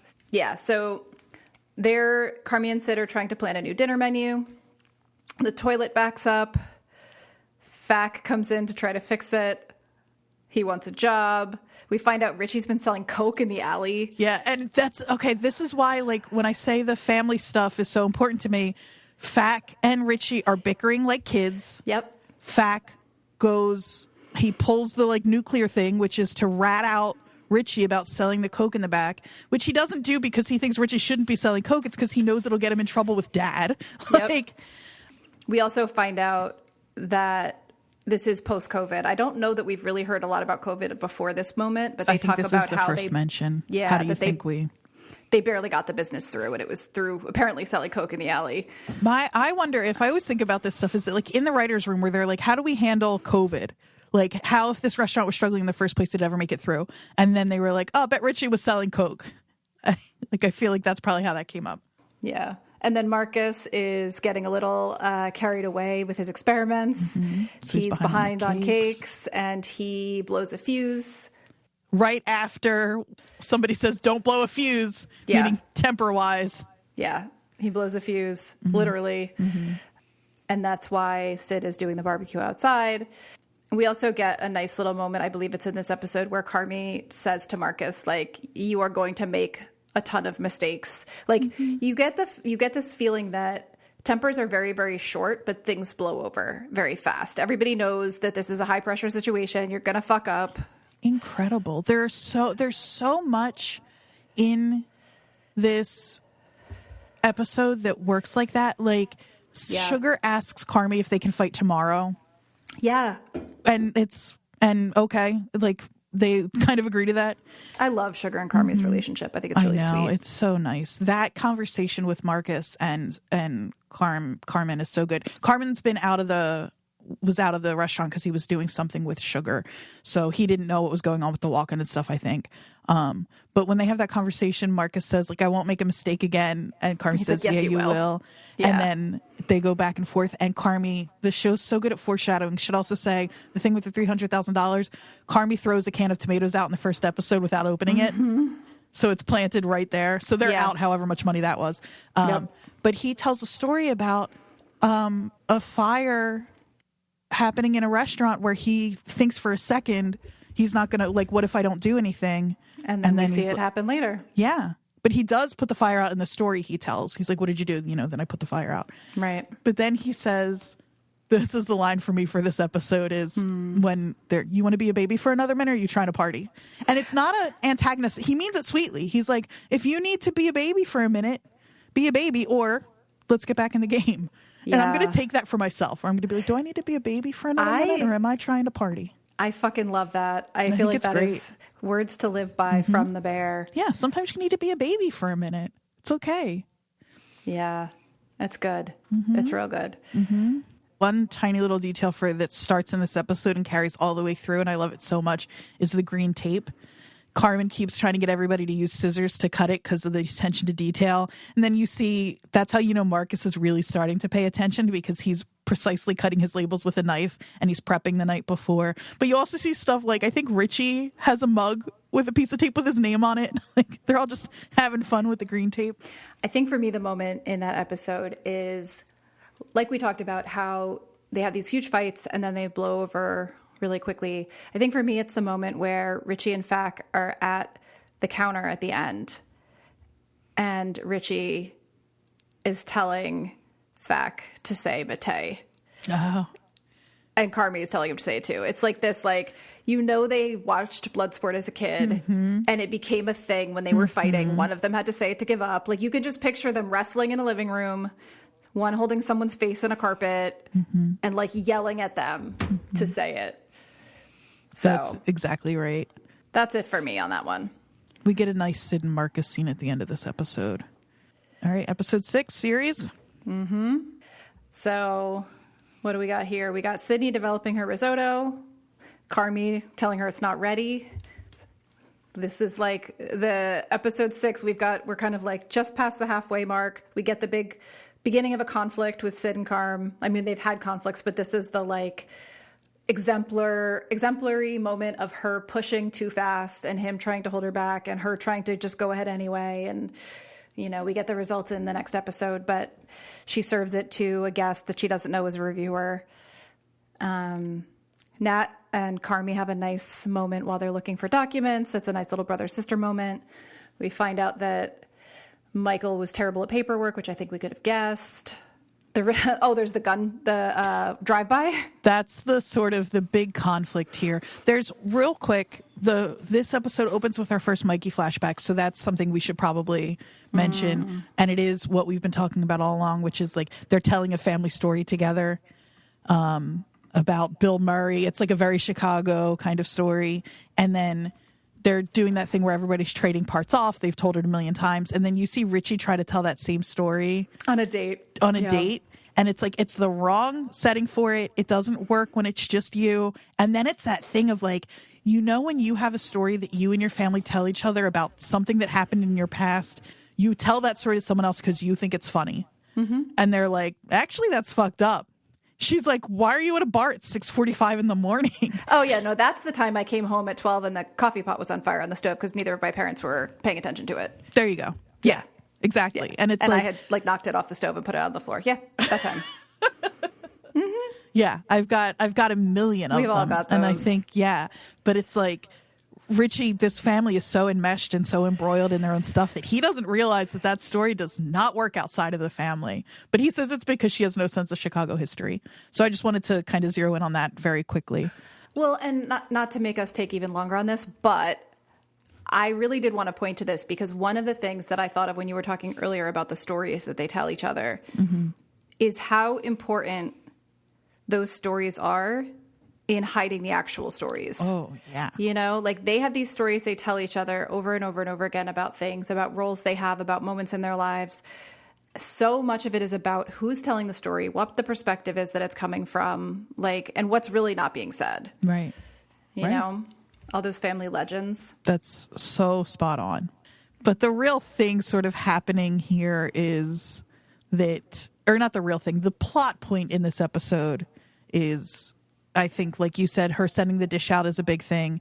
And that the neighborhood, there's some conflict happening, and Sid solves it in a way that is different. Richie goes to look for his gun because all of the like I think drug dealers, right, are coming to a Seems head like it. over like Yeah. who's on whose turf. Yeah, their windows get shot out. Yeah. And it says a lot about this family, I think, too, and these people, that when the window gets shot out, they all move toward it. Yeah. I was really kind of like, Yeah. I think I probably would have moved away from the gunshot, but maybe not. But they all are right toward it. And Richie goes to find his gun. By the time he gets back, Sid has solved it with food, which is like, yeah, you're right. It's a delicate ecosystem, but it doesn't mean it has to work the way you need it to work. But of course, then Richie's so threatened because who's Richie? He's already solved one riot out front by firing his gun in the air. Yeah, he calls the cops. Yeah. Because he's pissed that he wasn't the one that fixed it. His ego is a problem. Yeah, absolutely. Oh, we see the Tina Richie split here. Richie's telling his story to Tina, which we've seen a few times throughout, where like nobody cares what Carmy or Sid is saying because Richie's got them captive. He's like telling a story or making a joke. And this time Tina like asks him to back off because she's trying to get her shit done and she's trying to work. And so you see that it's not just that the old brigade, like some people in the old guard are struggling with it, and some of them are ready to be better. And Tina is really ready, and he feels real left out. Yeah. Well, and Tina says, where are you going to go, Richie? Because he threatens to quit. She's like, where are you going to go, Richie? And that's tough. Well, you know, she's known him for a million years and has like, you know, seen him basically grow up. But you do see them start to kind of fall into a good rhythm here too. Like things are starting to calm down in the kitchen whenever Richie isn't screaming stories at people. Right. Okay. So my favorite moment of the episode is kind of a sad one, but it's really funny also. Mine is also a sad one. Richie is talking to, I believe he's talking to Carmy, and they're sitting outside and he's asking about like the burn on his arm or something. I think I think we have the same moment. Go ahead. They're talking, and he's asking about that feeling when you're afraid something's good's going to happen because you think something's bad, blah, blah, blah. And he says, other night my kid asked me if my real last name is Bad News. Don't cry, Andrea. Oh, I'm crying, Jodie. And he said, bad news, like Bad News Bears. He says, I guess I'm in her mom's phone as Richie Bad News. Bad News. Yeah. Oh, it's heartbreaking. And especially because I can obviously, Tiff is basically raising their kid on her own. She's so justified in all of her problems with him. But 100%. he does seem to be, when he is with her, the scenes we see with his daughter, when he's on the phone with her, he seems to be really caring and loving and giving her what, again, not okay, but what he has, the like He's a loving dad and a terrible partner. Right. Like, and I mean, that's so common. I have a really hard time with parents who will badmouth the other parent in front of a kid. I think it's up to the kid to figure that out on their own. That's just me, because I think it ends up being worse for the kid than not to do that. So that's my one thing where I like, Tiff, like you can't have. But you see, like, when we meet the daughter, like, but you still have to pay child support because fair is fair. And he's like, we've never, and I'll bet he did early on, like, wasn't paying child support when he should have been or something. But, like, we don't get the impression that he's slacking on that kind of stuff. He seems to have her when he's supposed to. And I think he's doing as much as, again, it sucks that he can't do what he should. But do you know what I mean? Like, well, I do, but he's also extremely immature and is easily distracted by like things that don't matter. And I feel like that's probably a nightmare to live with. Oh, totally. But for me, I'm like, you call him Richie Bad News when the kid's not around. That's kind of my feeling. Absolutely. But so that really did break my heart for him and for his daughter, really. Yeah. Although, who doesn't have someone saved in their phone with a name that's not the nicest? Oh, yeah. Should we move on to episode 7? Yes. Since we've been moving through the other ones so quickly, now we can slow down and talk about one. Oh, my God. I don't know why we've got a lot left. I don't either. So, review was the first one I had in mind for which one I wanted to pause on. You have to. Have to. Incredible. It is 20 minutes long. 17 minutes of that are one take. One take. Yep. One Jodie, they didn't have to do it. And I have to make a point right here, which is fuck Hulu and their ads. I know. The number of times I had to watch a fucking ad for vodka or something and it broke up the flow so much. Yeah, and I watched, well, you know, because I'm fancy in my house, I watched it without ads, and there's still a hard cut, not in the, obviously not in the filming, but where the ad break would go. Yeah. That is so jarring, and it is, you know, in learning about how they made this episode and why, it is because they wanted it to feel, so this is the episode where Sid, it's the day before Sid sent that dish out that Carmy said wasn't ready to somebody. She says she didn't know it was a food reviewer. I'm with Richie. Of course she knew it was a food reviewer. She is so involved and like cares so much about the food scene. Like, of course she knew who that guy was. But whatever. Either way, she sent it out. She even calls him a VIP at one point because they send him a dessert. So there's that. And then also they left the digital ordering system on pre-order. overnight. Yep. So they Sydney left did it on overnight. Exactly. She behaves badly in this episode. Yeah, Sydney she does. I'm not on her side this time. She fucking stabs Richie. It's so good. So the first thing we get before that big 17-minute scene is just a really lovely exterior kind of montage of Carmen traveling to work. I think that's lovely. And you sort of need that deep breath. Because then also you get Sufjan. You're wondering. I was wondering when we're going to hear Chicago. There you go. And it's this episode. It's a really cool. It's not the main album version. I had to look it up. It's a single like acoustic version he did for something else. It's really up, you know, head up its own butt about the Chicago musicians. Where it's like we're going to use the song, but like a different one. We should link in our show notes to the article that I sent you about the music. There's an interview with the showrunners who basically were the music supervisors for the show. They didn't hire someone to do it, really. Yeah. And there's an article about the quote-unquote dad rock. Yeah, it's not a Bear. cool soundtrack, but I love it so much. It's a great sound. In it. Again, it's a great soundtrack. It's not a cool. There's like somewhere between 3 and 30 Wilco songs in this show. Exactly. I mean, it's great. I love it. And when they choose to pull out, like when they finally like use Can't Hardly Wait, and there's that whole replacements conversation with Fack and Tim, oddly, like all of that is so, it just. Yeah. Back to review. Anyway, back to review.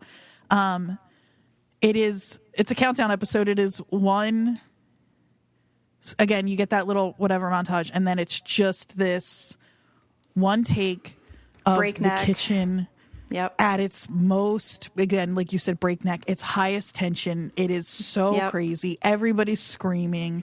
Apparently they decided as they were writing it that to make that tension feel like it doesn't break and is just mounting and you know, building and building, that it kind of had to be one take. And so they spent a whole day rehearsing without shooting. I read somewhere between 5 and 6 takes, depending on the article you read. But I think it was 4, but yeah, somewhere around there. But they used the second take, and it's, I mean, obvious. So first thing is, I didn't even realize I was watching one take the first time through until I was 12 minutes into the episode, maybe. Like this is another example of the show being what it needs to be.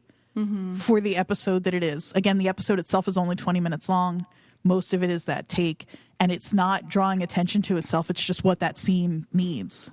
Yeah, and there's an interesting amount, like a weird amount, actually, of variety in that one take. It's incredible. It doesn't feel like one take in a weird way. No, it feels like they managed to do all sorts of crazy camera tricks. Like totally. The way they pass it off to different point of views, and you get the locker room, you get to be out front, they take you all over.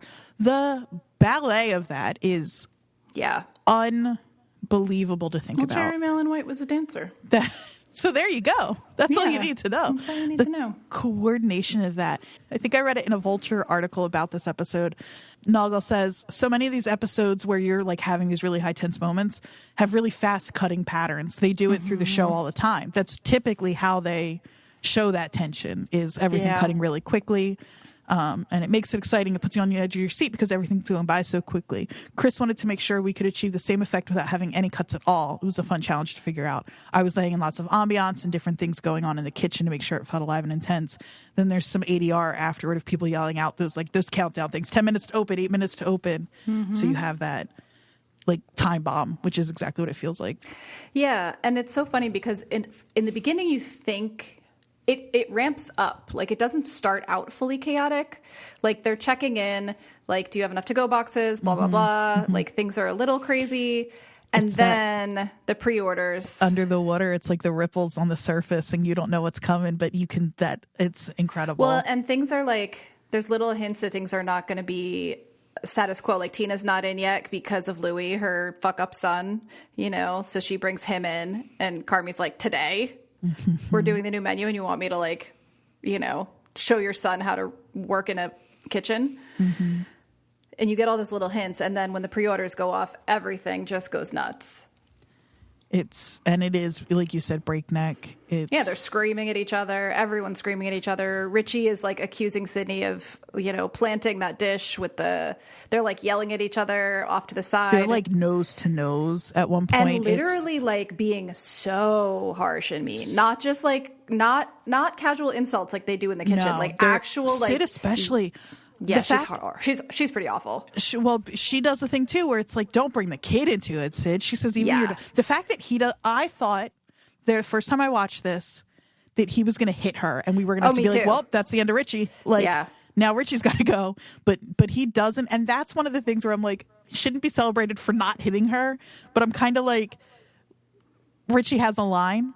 Yeah. You know? At some point he says, it's your bullshit that fucked us today, not mine. And he is right. Yep. He's so right. Her Scoostamon millennial shit. Oh, God. He also says Jabonistas. This could definitely be a Jersey show. That's when, because he's like, you know, you're putting out the old, like, getting rid of the old guard. And he's like he says like plumbers and bricklayers, basically. And she's like, are we just naming professions? And then she's like, maybe she says clockworker. Yeah, clockworker. Yeah. I mean, and you do get a little bit of that, like, he is feeling left behind as the, like, blue collar. Like, he sees that she's better than him by a lot. And it's the same thing as the episode where he calls the cops. Like, he's just feeling like, I have no purpose here. Yeah, they do a really good job of seeding that a few times throughout this first season, that Richie's really struggling with that. Yeah. But I mean, I think the reason that this episode is so important is really mostly the technical. Like, they don't drop the ball on the plot or the character development at all in service of it. Mm-hmm. But the technical achievement here is really what makes it so important. Totally.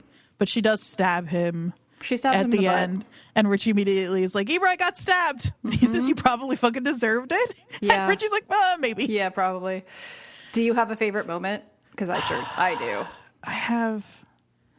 Oh, also, real quick, Sid and Marcus both quit in this episode. Marcus first and then Sid. Yeah. Yeah, we are not good, Chef.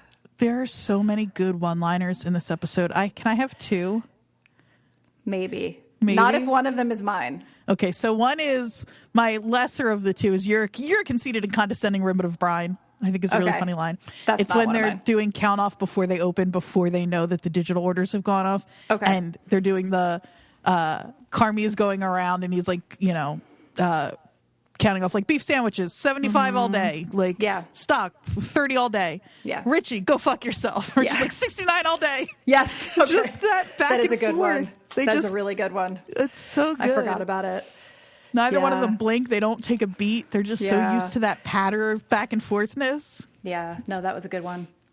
Mine is at the very end when Ibrahim is bandaging up Richie. He's like, Ibra, I got stabbed. Right after that probably fucking deserved it. Mm-hmm. And then we see Ibrahim, patching him up. And he's saying like, oh, fuck. He's like, don't move. Is it bad? And he says, tell me about the fucking factions again. Mm-hmm. And Ibrahim starts explaining Mogadishu, the Battle of Mogadishu. Mm-hmm. To Richie to calm him down while he patches him up. Mm-hmm. He says, civil war, many factions, many groups, all fighting for power. The central government collapsed. Somalia became a failed state. Many civilians were killed. Blah, blah, blah. And then Richie says, yeah, but it didn't create peace, did it? And it's like, wait, is this shit fucking Black Hawk Down? And Ibrahim's like, Black Hawk Down. Fucking Piven. That to me... is so funny and so sweet and so stupid at the same time. Like, Ibrahim is trying to calm him down legitimately. With a history he's clearly told him before. Absolutely. And then it's like the Black Hawk Down comment just killed me. So that's my funny. moment from that episode. It's a really good moment. Also, I have to make my Lost connection. It's the count to 5 when Kate stitches Jack up. So yeah. we have a few stitching up scenes in our shows. We've got in Yellow Jackets. We love people to get stitched up. I don't, but that's okay. Oh, also, Carmi eats a floor donut. That's also important. He does eat a floor donut. It's true. There are so many shots. This is the first one I wrote down of that freezer door closing slowly. They really want us thinking about that freezer door so bad. As someone who has worked in a place with a walk-in many times, I think about it constantly. Mm-hmm. I've only worked in a place with a walk-in once, but yeah. I used to go into the walk-in and the bagel shop in high school because it was so hot in there and the store. Okay, moving on. Rajol. Season 1, episode 8. We got another... okay, so wait. This is what I wanted to talk about, and I'm going to be fast, but I really need to talk about the shift. I mentioned this before. Because review ends with an extended sound effect of the receipt tape. And it's your heart is racing. Everybody's screaming. It's so high tension still. Yes. And then the next thing you see when you start episode 8, if you watch them back to back, like many people did, including me, you get a fake cooking show dream of Carmi in this very different sort of performative, like TV chef. Yeah. And you see it start to slowly fall apart. And that kind of echoes back to, obviously, the kitchen falling apart. And he's dreaming, of course, because we have a lot of dream sequences in this show. But the thing that really got me was, the shift in look, right? You get the shift in lighting. You get the real kitchen to the fake kitchen. Bright, primary colors. Yeah. It's very different. None of the drawers open. There's no reality to it, but he's in another kitchen. And then he wakes up and we go to him at an Al-Anon meeting. And he gives his monologue that is...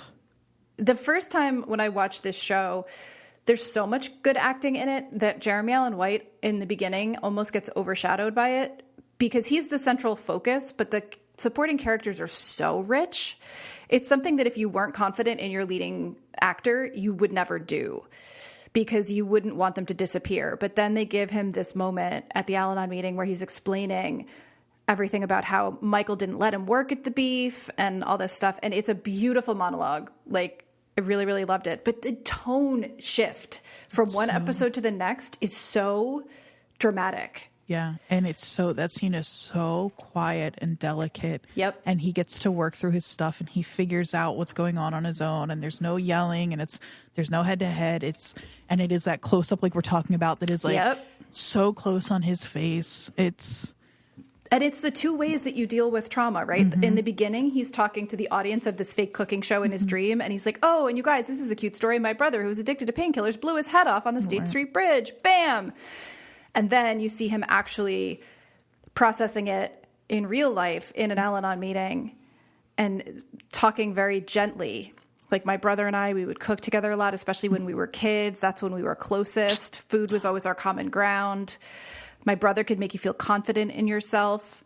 We also get a little bit more about Carmi as a kid, and you realize, you see this more in Fishes, but you get a sense that he was like a painfully shy kid, not just a shy kid. Stutter. He had a stutter. We learned later he'd like never been to a party. The first party he goes to is with Claire. He didn't really date. Like his family maybe well-meaningly teases him about how he's the weird kid. You know, he was nervous, he was scared, and Michael would always encourage him. He'd say, just let it rip. So it's like, you know, anyone who's had any sort of traumatic childhood knows that you either like put on like the joke, you know, like you were saying, you tell stories that other people don't think should be funny, and you're like, that's hilarious. Do you remember the time my house caught on fire? You know, those kind of things. But then there's the real pain behind it that he shows here. It's just such a beautiful episode. It's really, really lovely. But it shifts also. It starts out, it's like the way they manage tone in this is so amazing. We've got the peak tension of review. We've got the sort of satire of the dream. And then we've got the quiet of the Al-Anon meeting. And then it ramps up again. Right, because you're back in the restaurant. Yeah. In general, everything outside of the restaurant is quiet. It happens over and over and over again with this series, other than the house, of course. Yep. Away from the family. Mm-hmm. Yeah. But yeah, because Richie is telling his, story about getting stabbed in the asshole. What happens if he gets almost in the asshole? Yeah. You can't sew up the asshole. You can't sew up the asshole. Yeah. But this is the series, not the series, excuse me. This is the season finale. So we have to have a big explosive moment here as well, even though Review really, in some ways, was the peak of the season, energy-wise. But the beef has to host another thing for Cicero. So gets out of hand. It's a bachelor party. They're going to keep it chill. Yeah, right. Fight breaks out. Richie knocks the guy out, almost kills him. This is you really get a sense of I'll bet stuff like this happens to Richie. Richie has stuff like this happen to him all the time. And it just keeps getting where it's he wasn't trying to kill that guy. No. Obviously. No. Yeah. So he goes to jail. Luckily the guy doesn't die. Carmi picks him up from jail. We see Carmi start that stove fire you were talking about, and watch it for a minute until other people put it out. But the big sort of, like we said before, the Deus Ex Machina of this is the letter that has been seeded very early in the season that Richie found and hid again. So much of this all over this show. Yeah. It's incredible. He finally gives it to Carmi to read. And this is where we find the spaghetti recipe. And he tells him the 28-ounce cans are sweeter. Right. They taste better. Yeah. Big hint. Let's talk just quickly. Sid and Marcus are starting to bond. They've both quit. They have a really lovely dinner scene at Sid's house where they both talk. It's one of my favorite scenes. They feel so real and lived in and just such real people that conversation is almost hard to watch for me because it really feels like watching two people where I'm I shouldn't be here. They're just but they talk themselves into both of them going back to the restaurant, of course. But they call Carmi a little bitch a lot, which I like. Yeah, he's still a little bitch. I love that Carmi doesn't freak out on Richie for not giving him the letter right away. It's funny the way these people handle each other, where it's they're ready to go off at each other at any moment, except in big moments like this, where it's Carmi knows that Richie, he has to assume he feels guilty and wasn't doing it to be malicious, Yep. This is where we find out that the best meal, not a surprise, but the best meal that Sid ever had was at Carmi's restaurant. Right, even though he's still a little bitch. He's still a little bitch, but... And there's that lovely, at the end, back and forth, is so when she walks in, Richie's Sid, quit fucking around, grab a can opener, and then Carmi's family style, two tops, and they're trading back and forth, this really sweet, building this little dream together. What do we call it? Yeah. And then I weep during that family dinner. Even Fat gets a plate. He does. Yes. Fat gets his own plate. Yeah, because, hopefully you've watched it and you know this, but there's money hidden in those cans of tomato sauce. Oh, right, exactly. Yeah. A lot of it. It's hundreds of thousands of dollars. Yeah, minus the can. Minus the can that Carmi threw out episode 1. Yep.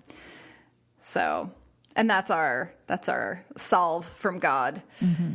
And, this season or the series could have ended there and it would have been fine. It was I've heard many people call it a perfect season of television. I think it's really extraordinary. Yeah. But it was not the end. We got the next season. We got it this time. Jodie, we got it. Yeah. Okay. Yeah, we can do it. It is fascinating that season 2 opens on a scene with Marcus and not a scene on Carmi and or Sid. Fascinating choice. And it's so quiet. So much confidence in their supporting cast and their abilities. It's incredible. Yeah. So the overall story of season 2 is they're closing the beef, right? Because they found all this money. They're going to open the Bear, the restaurant that Carmi's always dreamed of. Going to do it with Sid. Going to make it fine needs a dining. facelift, so it won't take too long. Right, exactly. Yeah. 6 months, easy. Yeah. They go to Cicero in episode 1. So season 2, episode 1. They go to Cicero to ask for even more money instead of paying him back the money that they owe him. But they tell him the truth. They do. People are weirdly honest in the show in a way that I love. There's so many shows, Lost had a problem with this. The problem is the secret keeping, where it's if you had one real conversation. Yep. They are pretty good about that in this show. They are, yeah. And you can see him. I think he has a real soft spot for sugar. And she's in that meeting. She knows it. I know, she uses it.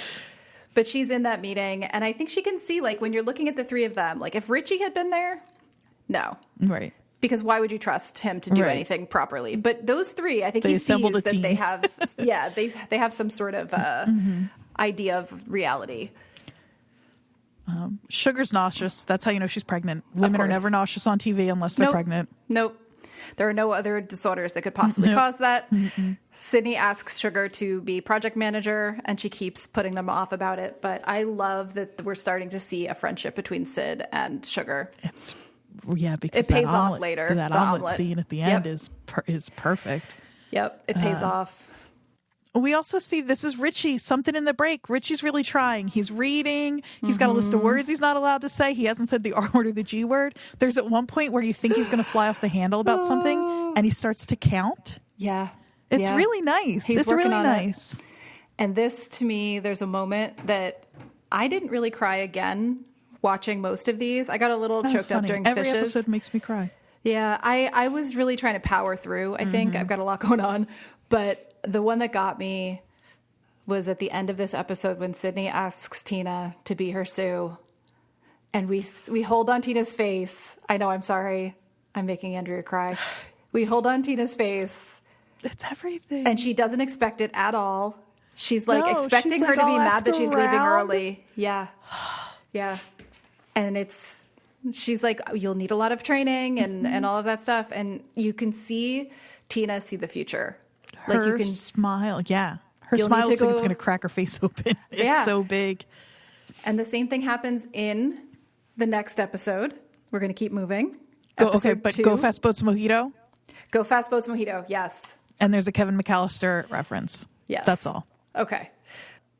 I just want to go for people that think we sound insane if they haven't watched it. Go Fast Boats Mojito is the password for the alarm that will not stop going off. Anyway. And it's a Miami Vice reference. It's fantastic. Yeah. Episode 2, Pasta. We have a break in work for some of the staff. And so Carmi decides he's going to send Ibrahim and Tina to culinary school. Tina looks like you just gave her a brand new car. This is the best day of her life. She's so excited. Happy. Her smile is like lighting up the room, and Ibrahim looks unimpressed. We find out about the mold problem. The construction's getting bad. Sydney has dinner with her dad. This is an important one. Yeah. We get to meet her dad, and we hear about her mom and how much she's like her. We also learn when she asks Carmi about the 3-star call when he found out that he retained the star. She asked what it felt like. And you really learn, like, Carmi felt dread, Carmi felt panic, and then he felt dread, and then he moved on. Yeah. And like we learn over and over again that Carmi just can't let anything good happen, and he spells it out here. He can't experience joy. He truly can't. They're trying to move the lockers.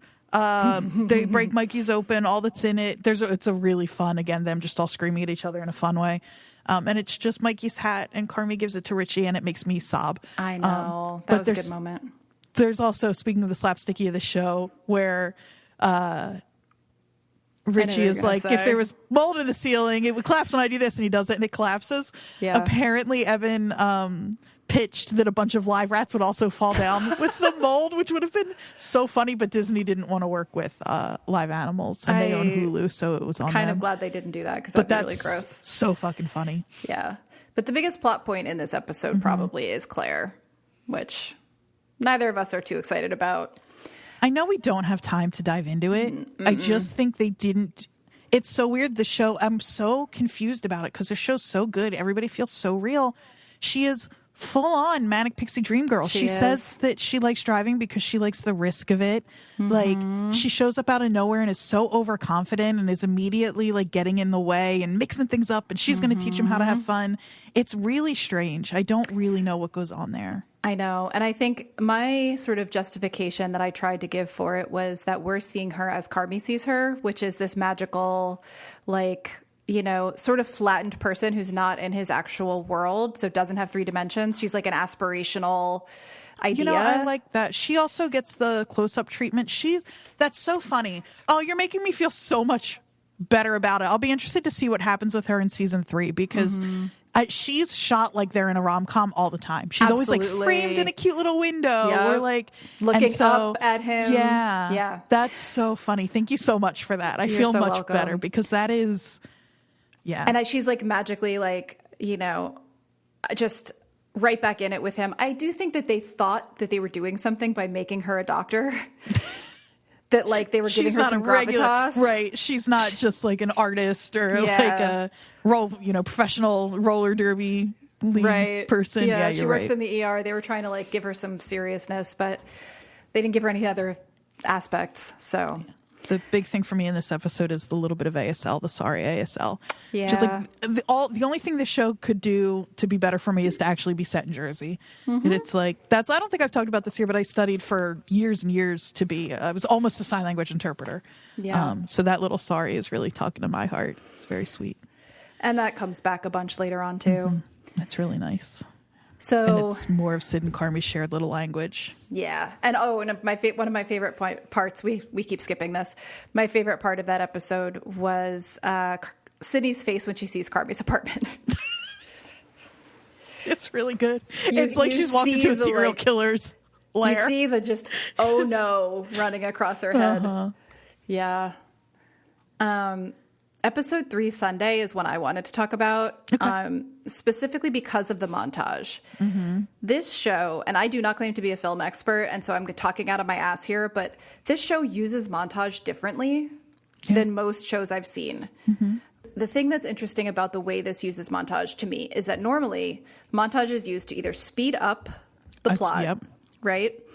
Or to give a flashback, like a backstory. It's usually one or the other. Totally. In this show, it's all everything everywhere all at once. It is like the montages are they're beautiful. They're gorgeous. Apparently somebody had on Reddit was critiquing they use so much stock footage. They shot most of that. Yeah. That's not stock, and they provided it to the stock company after. And apparently just tons and tons and tons of it, not planned out like shot by shot, and then just let the editors just here you go, here's your playground. Yep, it's so cool how they did really it. Cool. Yeah. But what's interesting to me is that the reason I use this episode to talk about it is because we see the montage of Sydney imagining in her head dishes she's planning as she's eating at all these fancy restaurants, right? We also see the city through her eyes as she travels around. It's like a layered montage because it's her travel montage on top of her imagined one. And wow, yeah, you're right.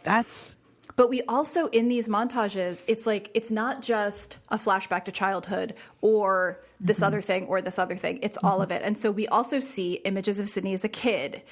It's all mixed together in such a beautiful way that it's you're learning, it's not just you're learning the backstory of the character, you're learning the backstory, where they are now, what they dream about, all in one little 1 minute long package. Perfect. Yeah, it's really different. It's not just that they do it well, it's that it has a different purpose. It's not just specifically one thing that it's always been used for. Because I'm not a huge fan of montage. I'm okay, it's fine. Sometimes it really works. Sometimes it's seems kind of like a cheat, you know? Yeah, totally. They also often use them, again, and not a cheat. And like you said, usually it's to speed things up. They will often do it after a huge high tension moment to let you breathe. You'll just get a nice little quiet cooking, the kitchen, recovering montage or people traveling montage. And you can just kind of take a breath in. It's a little palate cleanser, if you will. Yeah. But here it's it's adding to the atmosphere. It's filling in backstory. It's giving us context for the person. And it's also just visually beautiful. It's doing so many different things in such a short period of time. It's really incredible. We get Carmi ditching Sid here, though, for Claire.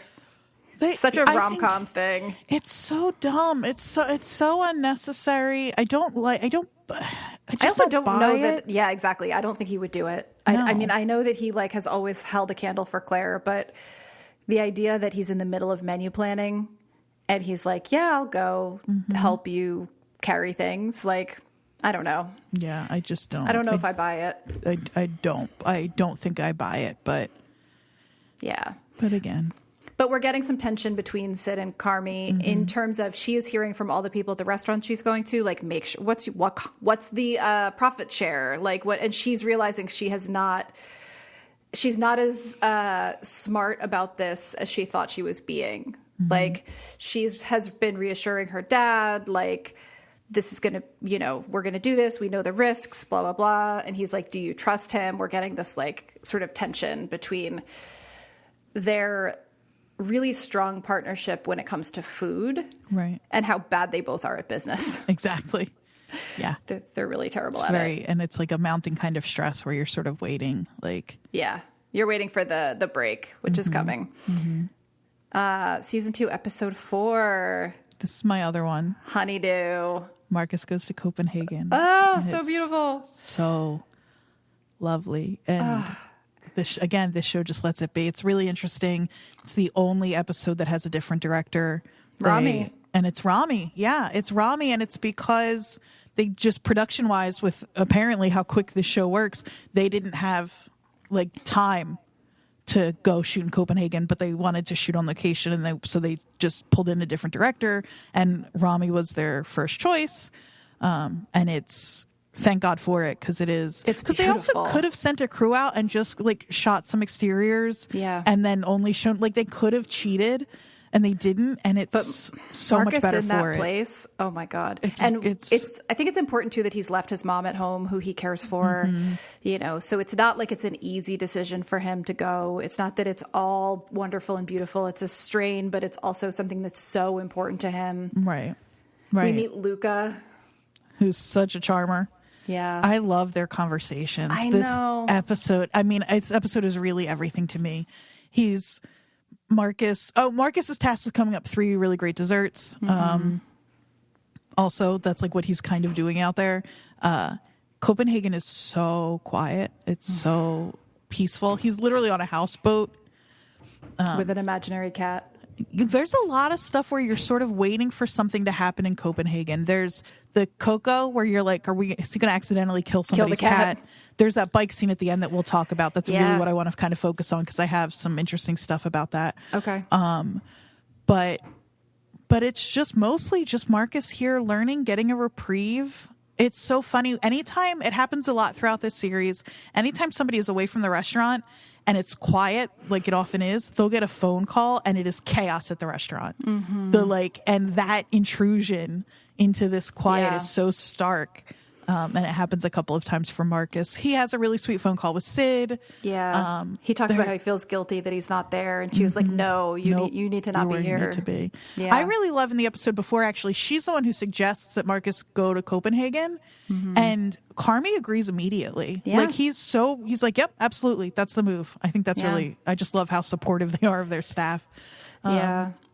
It's also very smart, like you have talent in-house, you should develop it instead of trying to, they can't afford to hire out anyway. Right. But even if they could, it's, this is where you see also, every second counts is the motto at this restaurant, which is the best restaurant in the world. It's a real restaurant. It's closing or has closed this year, sadly, but it's like 5 times over best restaurant in the world, Noma.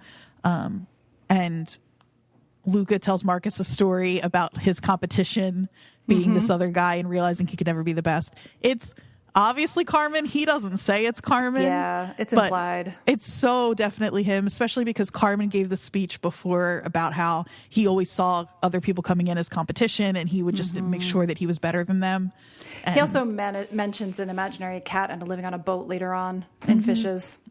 Yeah, so there's all of that. And we get the every second counts, which comes back later in Forks. Yep. And so most of this episode, though, is just so quiet. And when I watched it the first time, I was like, I could just watch an entire series of Marcus and some nice man in Copenhagen making desserts together and like idle chit chat. And then going back to the boat at night, taking walks along the canals. It's really great. But then there's a scene where Marcus helps an injured biker. So the reason I wanted to talk about this episode in particular was mostly pacing and locations, their like willingness to go outside of where our home base and to slow down. in a show that is so high tension so often, that we get an episode like this that is mostly quiet. I think is, again, really smart. And especially for a first season before it knew that we were going to love it. Like, you really have to trust your vision to do that, I think. But now in season 2, they're like, whatever. We know what we're doing. Exactly. This is what I meant when I said they modulate the tone so carefully. You know, it's like they don't keep the tension super high for so long that we can't take it anymore. They give us these little breaks. Yeah, and this is just such a perfect one. But there's like a little bit of an eeriness throughout this episode, I think. The stuff with Coco, stuff with like where you see Marcus walking around at night. The fact that he is on a houseboat is really cute and quaint, but it is also strange. Like, there's just something a little off. And then right at the end, there is a scene with an injured biker, and he approaches the biker, and he doesn't speak English. He's yelling help, and the captions have it spelled, and it's HJAELP. I really like that. Help. And you keep waiting. It's like, what's going to happen here? It's so, like, this guy's covered in blood. You don't know what happened, but he hugs him and he rides off, and that's the end of it. To me, all of that tension, all of that eeriness is him waiting for his mom at home to die while he's gone. Interesting. It's all that, to me. It's like when speaking from personal experience, when you are away and you have a parent that is very ill, you can't fully, like, he can't fully be there. He's present when he's there at the restaurant. But I think the eeriness that creeps into the rest of his days is that it's like almost the same color palette, again, I'm coming back to colors, as the hospital where his mom is. That deep blue that we see at night in Copenhagen is the same kind of deep blue that we see when he's in his mom's hospital room. I think it's him being mentally somewhere else, in a place where bad things are happening, but he is not there. Is she not on hospice at home with him? I think she's either in a hospital or in a hospice room in his apartment. I don't know which, but she's at home. She's being cared for, but it's like, to me, those moments are him kind of being split between the two places. That's interesting. To me, it felt like that's really interesting, and I'll bet that's some of it too. To me, it felt like that's something they're playing on with us, of like, we know, like, as an American, as somebody who's been watching this show, both of those things, like, we're sort of always waiting for something bad to happen. And it's like, well, at some places, though, you can just walk around at night and ride your bike and somebody will help you. And then I found a conversation about this with Rami and Boyce, and I'll link to all of this stuff. But so I'm just going to read from this. Another essential piece of making Honeydew authentic was addressing the, quote, subtle tension of a tall black man in Copenhagen when you think the shoe is going to drop at some point, Yusef says, and then it actually just doesn't. Toward the end of the episode, Marcus comes across a Danish man who's had an apparent bike crash, leaving him caught underneath a collapsed wire fence. It's pitch dark outside and the man can't speak English. Personally, that's my biggest nightmare, Boyce says. Someone being hurt while no one else is around, and the danger of someone thinking, was it you? And for that to happen in a foreign country, you think about the worst case scenario. But he just helps him.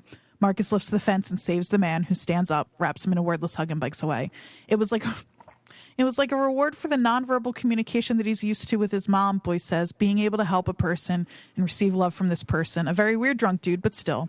You don't really see him hug anyone in the show except maybe Tina, so this is a hug that he needs. Yeah. It's so sweet. I think that's why I felt like it was connected to his mom also. The idea of like him helping someone elderly that, you know, he's left the other elderly person that means the most to him at home. Yeah. It's just a really stunning episode. Yeah. You also see him kind of developing his crush on Sydney in it. Yeah. I would love to talk about, we don't have time, but I'm so curious about how different people feel about, I've actually walked back a little bit about my feelings on Sid and Marcus, but that hasn't increased my feelings about Sid and Carmi. I think maybe we all just need to leave Sid alone. I think that we are going to have room, I hope, to talk about some of the things we're leaving out now. Oh, that's such a good point. We've got 2 more weeks on the bear. What? When they come up in relationship to the new episodes. Right. Because right, they will. Course. They're building to stuff. So I think we'll have plenty of time to discuss whether Sid should marry and have babies with either Marcus or Carmi. Right. I am obviously kidding. Gross. But so moving on to season 2, episode 5, Pop. This is sort of to me, it's an in-between episode. Things are happening. Sydney's developing the menu. Tina's in culinary school. Ibra stops going. Natalie is sweet-talking Cicero to help get the permits. That was fucking gross sugar. Everybody knows what she's doing. It's so funny. And it works. It works. He's totally charmed by her. There's a lot of really funny stuff with the guys, with the electrician making the sandwich and all. Like, there's just a lot of good atmospheric stuff. Banter stuff, in this episode. But not super plot heavy. No, the main purpose for me that this episode has is to bring Carmi and Claire together for real. Like, to show that she sees him. She's always seen him. It's one of those like classic rom-com whatever. They go to when he says, "Do you want to see my restaurant?" I immediately was like, "Don't do it. Don't do that. Yeah. Don't bring me there." I have a note. I said, "Don't take her to the fucking restaurant." No, it's too soon. And she's chill. Like, she knows most of the people there. Like, she knows Richie. She knows Natalie.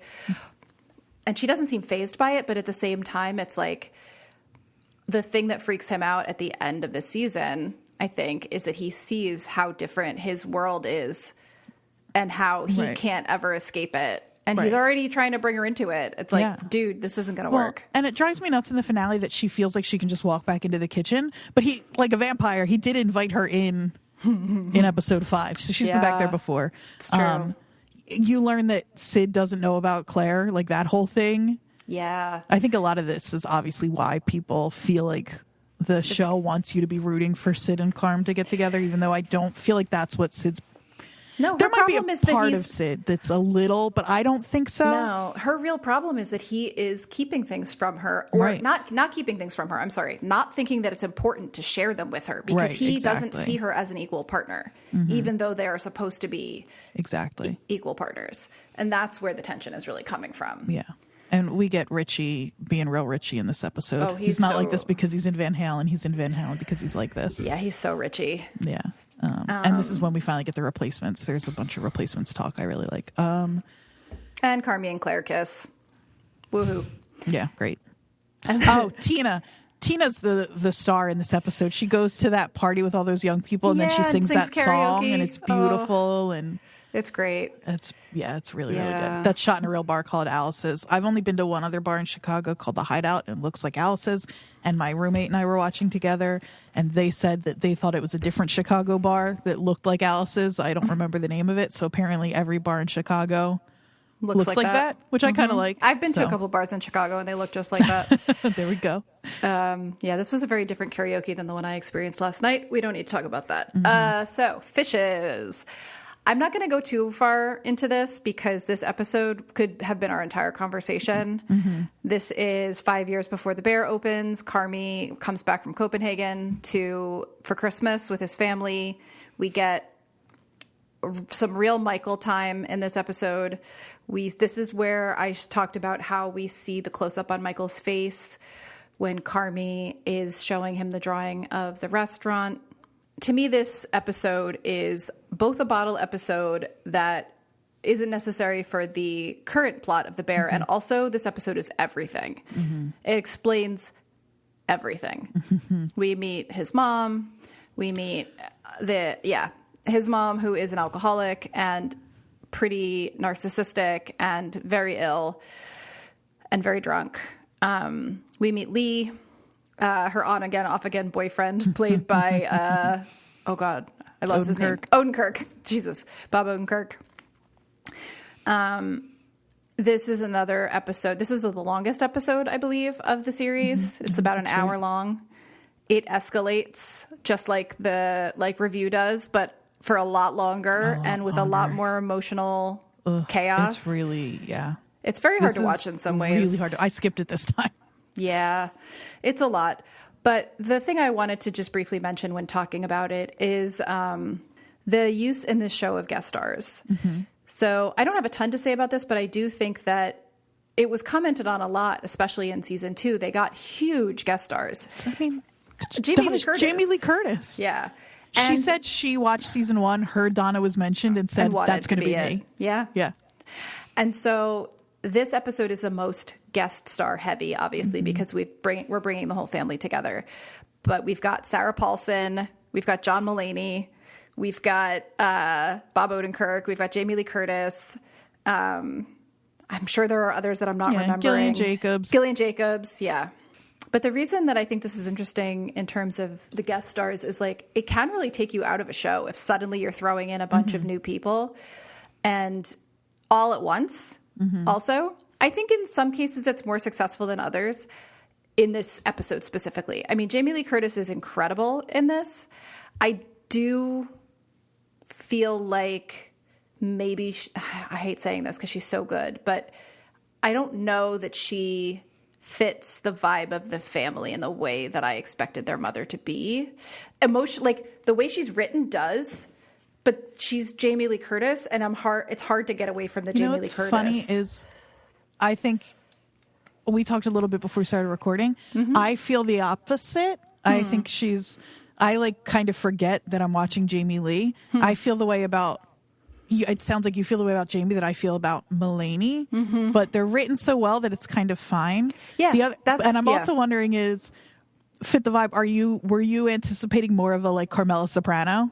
Do you think that's why? Envisioning a more Italian feeling person, not necessarily a Carmela Soprano, but Richie's the only one playing into their Italian heritage in this show ever. I know. But the Brazzatos are so Italian. Like, I just I don't know. Jamie Lee Curtis was, to me, a weird fit. And yet also incredible. Right. Like, I have that complaint and also no complaints. Like, she's wonderful. The John Mulaney of it all, the reason I like him in this is because it's such a perfect fit for his existing personality. He plays the husband of Sarah Paulson's character, one of the cousins, who is actually related. And he just is this outsider. Like, I think we see Carmi and his family a lot of times as if we're one of them. And when you introduce people who aren't, so when you bring in a Claire, when you bring in the extended family's partners, when you bring in a Pete, suddenly you see them more as they are and more clearly because you're seeing them through the lens of someone who doesn't have all this baggage.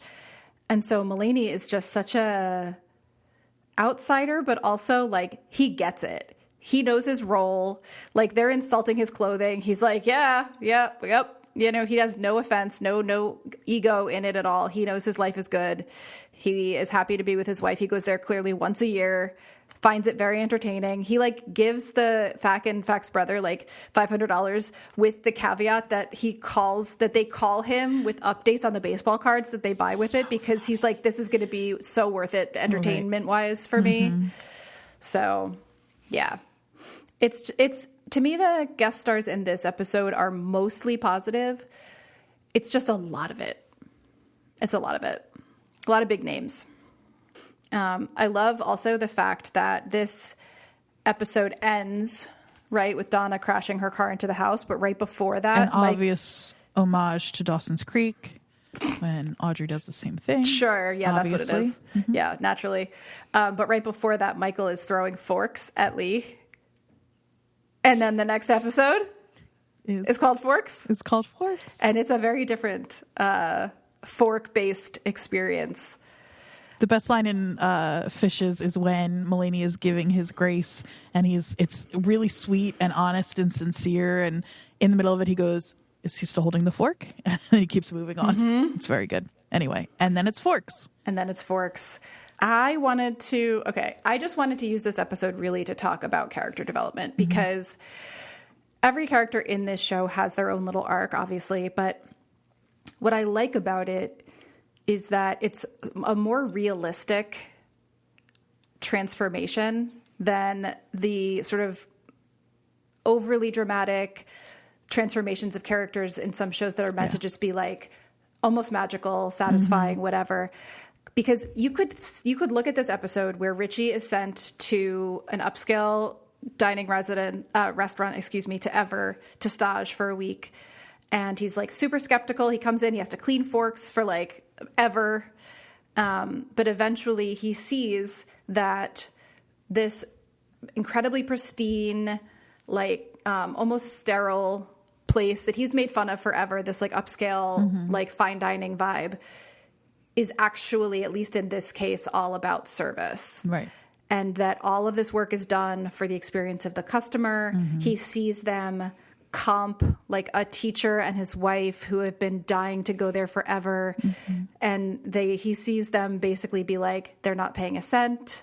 You know, it's the purpose thing. He comes back to finding his purpose, and suddenly he is kind of magically really great at, you know, everything all of a sudden. It is a little magical. It's a little magical because it's only a week. He reads like one book, but it is like when he sets aside all of the things that make Richie hard to love, what's like left is this attention to detail, this care for people, this like understanding. You see him doing the sort of math when the host, or whatever her actual title is like, you know, calling out the different orders and telling people where to go. You see him sort of, and he even says like, oh, I see the pattern. Like that's the stuff that he's really good at. Yeah. And so it's just highlighting that stuff and dropping away all of the bullshit. And you also see there's a really clear breadcrumb for this earlier when at the Bear, at the Beef, in season 1, they open to customers at one point, and he starts welcoming people in by name. He asks about someone's dog. Like, exactly. He's suddenly like the life of the party. Like he knows everyone, right? And so this is just a sort of professionalization of that skill set. Exactly. We also get our Olivia Colman cameo as the Chef Terry. I love these characters who come in to tell a story. Yeah. But by the end of that week, Richie is like very happy there. Actually, kind of doesn't want to go. Well, because he does think that Carmi sent him here as punishment. Yeah. That's the other thing I like, is that he's not so perfectly fixed. Like he calls and yells at Carmi on the phone. Like, well, that is kind of my point actually about the character development piece, which is that we get this magical transformation, but we also I don't think personally, we're not meant to believe that Richie is just fixed. Right. Yeah. That everything's better now. You know, he's still himself. I will say this has though the moment that makes me sob the most this episode. Ugh. This is the one for me of the whole season. I think we've talked about this before. I don't necessarily cry at shows because of sadness. I cry for joy. And Richie in his car, flying through the streets, listening to Taylor Swift and singing along, is one of the most beautiful things I have ever seen on television. It's so good. It's so cathartic. It is amazing. It's another like brilliant moment of editing, because he's driving so fast that he leaves the ground for a little bit, and when he hits the ground, the song kicks back. Like it's perfect. It's so perfectly designed to make you cry. It's so perfect. Yeah. I have two little things about this episode. One is just that Eben knew ahead of time that Richie would get an arc like this, which I think probably made him. To me, it's a reverse Juliette Lewis, where it's like he could probably deal with how miserable Richie can be early on because he knew there was something better coming. Yeah. And I have to believe that that's also what Juliette Lewis thought was happening with her character. Yeah. You also just see like Richie's real problem is just emotional regulation. Like he's so reactive. So when he's in this more serene space. Well, and ego. And of course, but insecurity. that's all related. But so when he's in a serene space where people don't not let him, but where people don't put fuel on his fire, like the people in this restaurant just can't be bothered to deal with Richie's bullshit. And so it just kind of gets tamped down.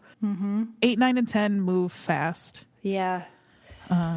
Bolognese. I was going to say we had our little mental and tension break with Forks and with Honeydew this season, and I think we're done with the break in the tension.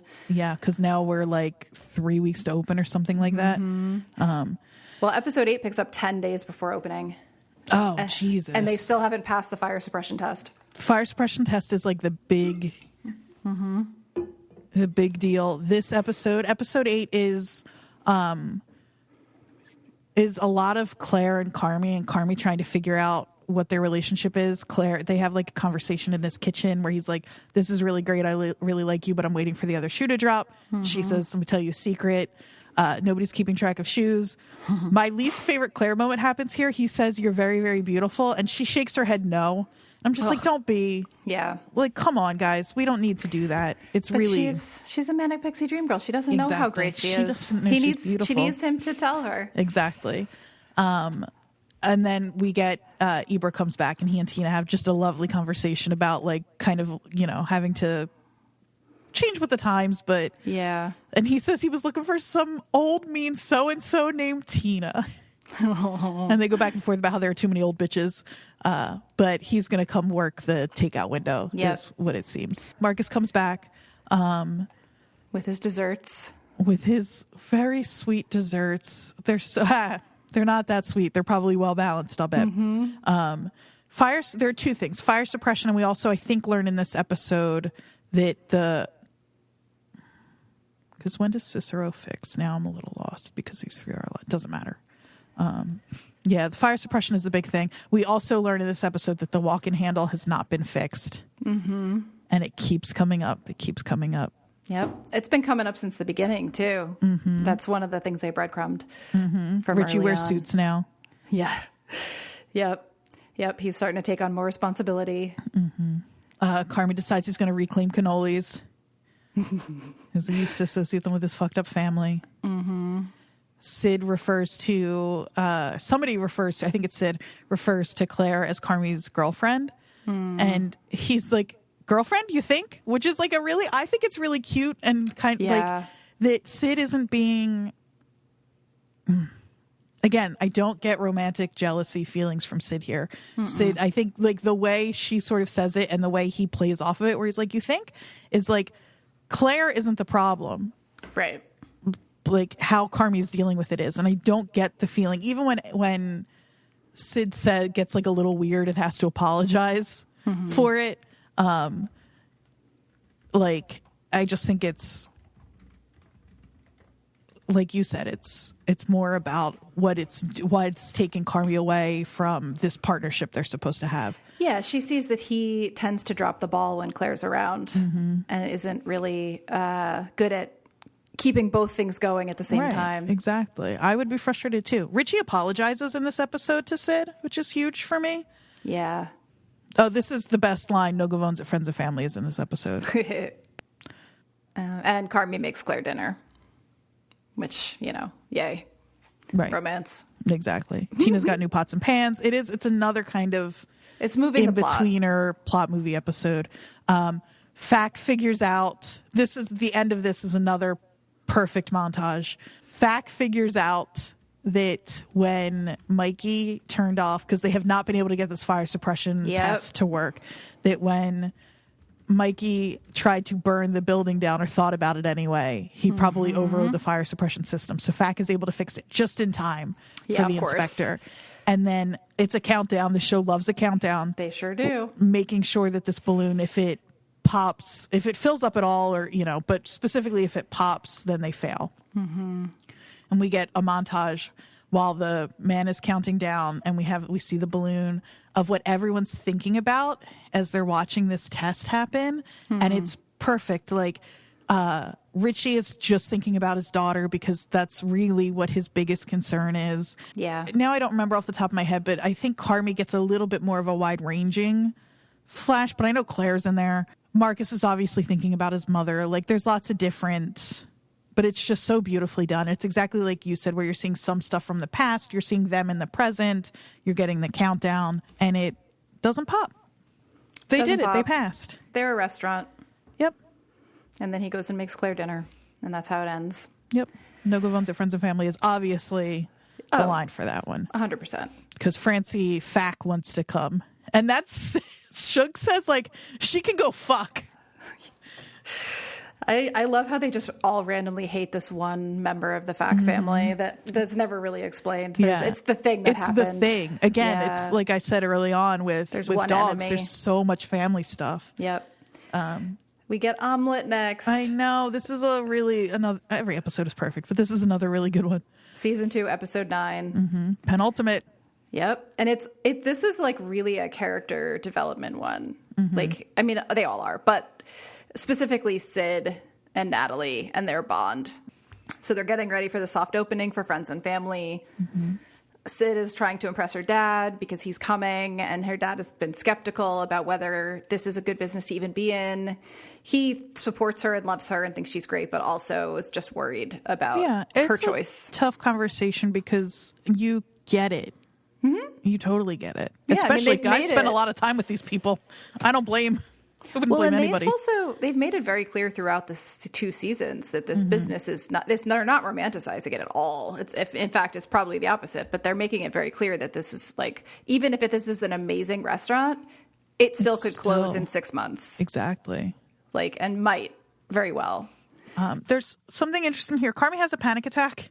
And I forget exactly what the memory is, but the thing that grounds him and gets him to he's like about to, you can feel it coming, is he remembers something about Sid. I don't remember what, but I thought that was interesting that she's the one that he kind of goes to, that something she said is what brings him back down.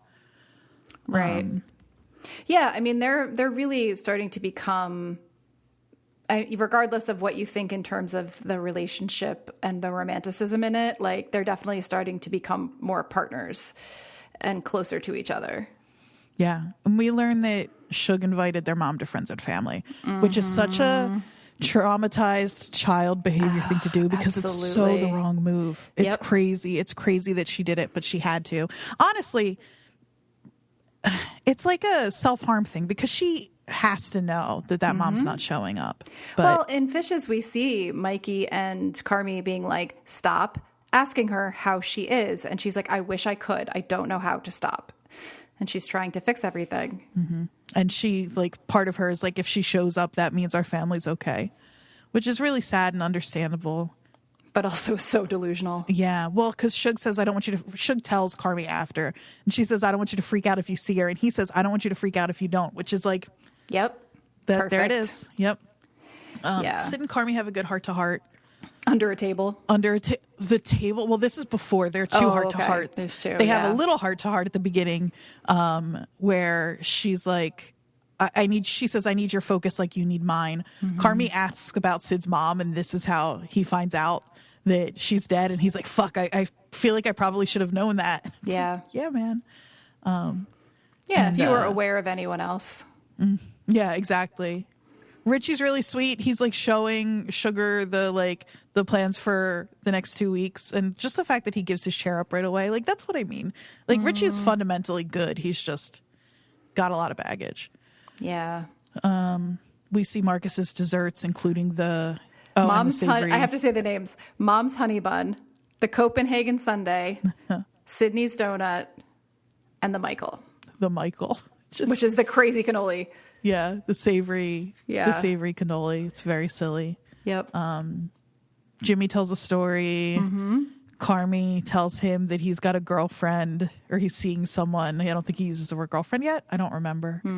But it's another moment of like, Jimmy's their business investor or whatever, but he's also family. I got to tell you, nephew, I don't know if I've ever been so happy to hear anything in my entire fucking life. Oliver Platt is so good in this role. He's so good. And I know him from a really bad show, which is called Chicago Med. And it's one of those emergency responder type. There's like Chicago Med, Chicago Fire, and Chicago PD that all play one after the other. And he's in the medical one. Hilarious. And he's like a psychiatrist at this ER. And he's like kind of smarmy, and I don't like him very much. And he's so good in this role. He's just so lovely, despite he's like, again, he just feels so real, where he's like, you know that he could really fuck your day up if he had to. But he's got a soft spot for this family, and he wants them to do well, and he cares about them. Marcus tries to ask Sid out, and she does not handle it well. This scene is where this time I was like, is Sid freaking out because she's got a little bit of Carmi in her? Or is she freaking out because she doesn't feel that way and didn't know that this was building between them? Even though those two feel like they're flirting all the time up until this scene. Absolutely. Every time the two of them talk, it feels like they're flirting back and forth. Yeah. But then I was like, fuck, did she not realize that's what she was doing? Or is she just like, I can't deal with this right now? And I kind of can't tell. It really could go either way for me. Yeah. They'll kind of let it. Yeah, I'll be interested to see. She does that thing. She's like, that wasn't like an ass scout or anything. And he's got to be like, no, totally. And like, of course it was. Yeah. The scene that you're talking about, the heart-to-heart, Under the they table. have that is so intimate that again, and it comes right after almost that scene with Sid and Marcus, where I'm like, it's so, they're like, just the way they're blocked. It's like, it almost feels like not a sex scene, but like it's just so intimate. They're the only ones there. They're literally under a table. The way they keep kind of like shifting and trading off who's holding what up and having this quiet conversation together, where I was like, oh, am I missing something that's been building all along? And I kind of land on, let's just leave. Let's leave Sid alone. She doesn't have to date somebody at her job just she because. Really doesn't. Just because she's so lovely. Like, I'm just going to say, we don't even know she's straight. That's a really good point. Man, that would be so funny if season 3, if they came at all of us, and she's just had one this whole time. Like, they've never said that she's dated anyone. Right. We don't know that she's straight. I mean, she does have chemistry, but she could be bi. She could also, some We're people real. just have. Sorry, I got really defensive out of nowhere.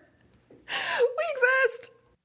Some people just accidentally have chemistry with everybody, too. Yeah. So it's like she could just be that kind of person. It's very true. This has been a pretty straight show. It has. To this point. It would be incredible. Doesn't have to stay that way. Love that. Me too. All of the viewers, including me, have been like trying to ship her with somebody. And then they're like, actually, Sid's got this girlfriend. Like, oh, Tina with the knife. Carmi let Tina use his knife early on. She never gave it back, and it's because he obviously was giving it to her, which is just such a beautiful thing. She apologizes for not giving it back. He says, I don't remember asking for it back. That's my favorite part in this episode. Mine is under the table, but then also him giving Sid her chef jacket. That is also really nice. That's really great. It's like all of many thoughtful gestures in this show. Well, and all of these people are being like trained and systematically elevated to the places that you knew they were capable of filling but hadn't quite gotten to yet. Yeah, it's really beautiful. It feels so good. And then it all kind of goes to shit, kind of, except it doesn't, it doesn't. Yeah. Because episode 10, season 2 finale, The Bear, is friends and family night at the new restaurant. Yep. Richie's running the front of house. He's doing great. Sydney's running the kitchen. Everybody kind of is doing well. Sydney's problem is that food's moving too slow, but and it gets her backed up, and then it's a problem, across the board. The restaurant runs out of forks, which is so funny. Yeah. Forks come up a lot in this show. There's one line early on, maybe episode 1, where they say something about not having enough forks, and then here we are. Yep. Yep. Line cook disappears. The guy they hired that was like a drug addict. That's the best. The best moment in this episode happens later. Yeah. So Carmi's here in the voice. The toilet explodes. Carmi gets. The fascinating thing about this episode, I know that maybe the episode 10, the season finale, is not the one to really rush through. But the big thing for me in this episode is that Carmi gets locked in the walk-in, and it kind of doesn't matter. Like, they make everything happen that needs to happen. They do get caught up. Everything does end up working out at the end in terms of friends and family. Because they have a system. Yeah. Service goes, and it's like, but he's so stressed all the time about being, but it's also like he's been pretty distant and has kind of dropped the ball, and they have managed to pick up his slack, and we see it happen here. But he's been trained through his family trauma, not to get too psychological here, to be trying to solve everything for everyone all the time. Right. And when he's not able to do that, he loses his mind. Yeah, when he's not in charge. He's like really ugly in this episode. It's and I love Carmi a lot, but he is tough in this episode. Yeah. Richie really is the one who kind of pulls it together in this episode too, which is so nice to see. His mom does show up. Yeah. Oh, that scene is heartbreaking. With Pete, Where he's like trying to get her inside and she says she can't. She really pisses me off though, because she's like, also real quick, you learn the Fax last name is actually Fackerson. I think that's very funny. That's the first time you hear that. She's outside and she says, she's like, you're supposed to feel for her in this scene. And I do, but she says like, I love them so much. I don't know how to show it. You show it by going in and being fucking normal. Like, she's like, I don't deserve to see how good this is. It's like, just show up and don't be weird. And it would have been fine. But she can't do that. Right. She can't do that. She knows she's going to go and drink too much and make a scene. Exactly. So she, in the grand scheme of things, does the right thing, I think, because, like you said, she can't do what is actually the right thing. I have very little sympathy for her here, and I know that's a me thing, not a her well, thing. I mean, I'm with you, but I think we are supposed to feel for her when that scene is really hard for me for Suge's sake, big time, and even for Pete's a little bit. He realizes she doesn't know about the baby. Mm-hmm. Oof, a doof. Yep. Yeah. I mean, I feel like, again, I can't help but get like internal family systems about all of this, but like Suge is protecting herself by not telling her mom. Yeah, of course she is, because her mom will make it all about her. Exactly. How could she not? And she wants to protect the baby, the concept of the baby from this family. Yeah. Marcus finds Josh out back doing meth and he says, that is wild. He's like, I think I have to fire you. Let me go check. I love Marcus. And it is the thing where he's like, I know things have been weird between us, but I have something that's going to fix it. To Sid, I found Josh smoking crack in the alley. And it is the thing that fixes it. Yeah. But, we get our romantic heartbreak moment because Claire overhears Carmi talking about her. Hey, Claire, stay out of the fucking kitchen. Yeah. It's not her place. But then, he hears her voicemail where she confesses that she loves him. And it's one of those, like, it's a little too much to me of the, like, rom-com missed all of connections. The timing on it stuff. The timing. I agree. It is a little strange for this show. I feel like they're like, we've bought a lot of faith from you guys by not doing this. I just don't think they needed it. Yeah, I agree. Although I hope that if this gets Claire out of my fucking way, get the intruder out of my family, I'm all right with it. I bet that it doesn't. I bet it doesn't either. Richie's great here when he puts Carmi in his place. He calls him Donna at one point, which is like brutal. So brutal. Yeah. But he tells him Marcus and Sydney, I think, are the success stories of the night. They both feel like they made it work, and they did. Right. Which is good because they're the two kind of least tainted by all of this. So the fact that like they're this not family bullshit doesn't drag them down as much. Yeah, exactly. I do love when Richie is yelling at Carmi, he keeps yelling, I fucking love you. Then he says, I hope you fucking freeze to death. My nightmare is being trapped in a walk-in. That's so funny. I mean, I have a lot of nightmares, but that's one of them. That's one of them. Having worked at a place that had one. Yeah, they're very cold. So we end with Carmi still locked in the walk-in.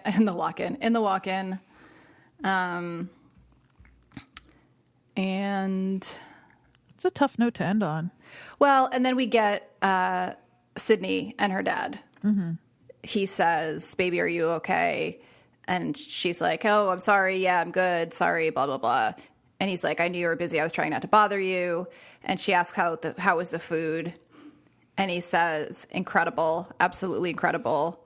And he says to her, baby, it's the thing. And so he says, yeah, are you good? Yeah, I'll see you at the house. Yeah, okay.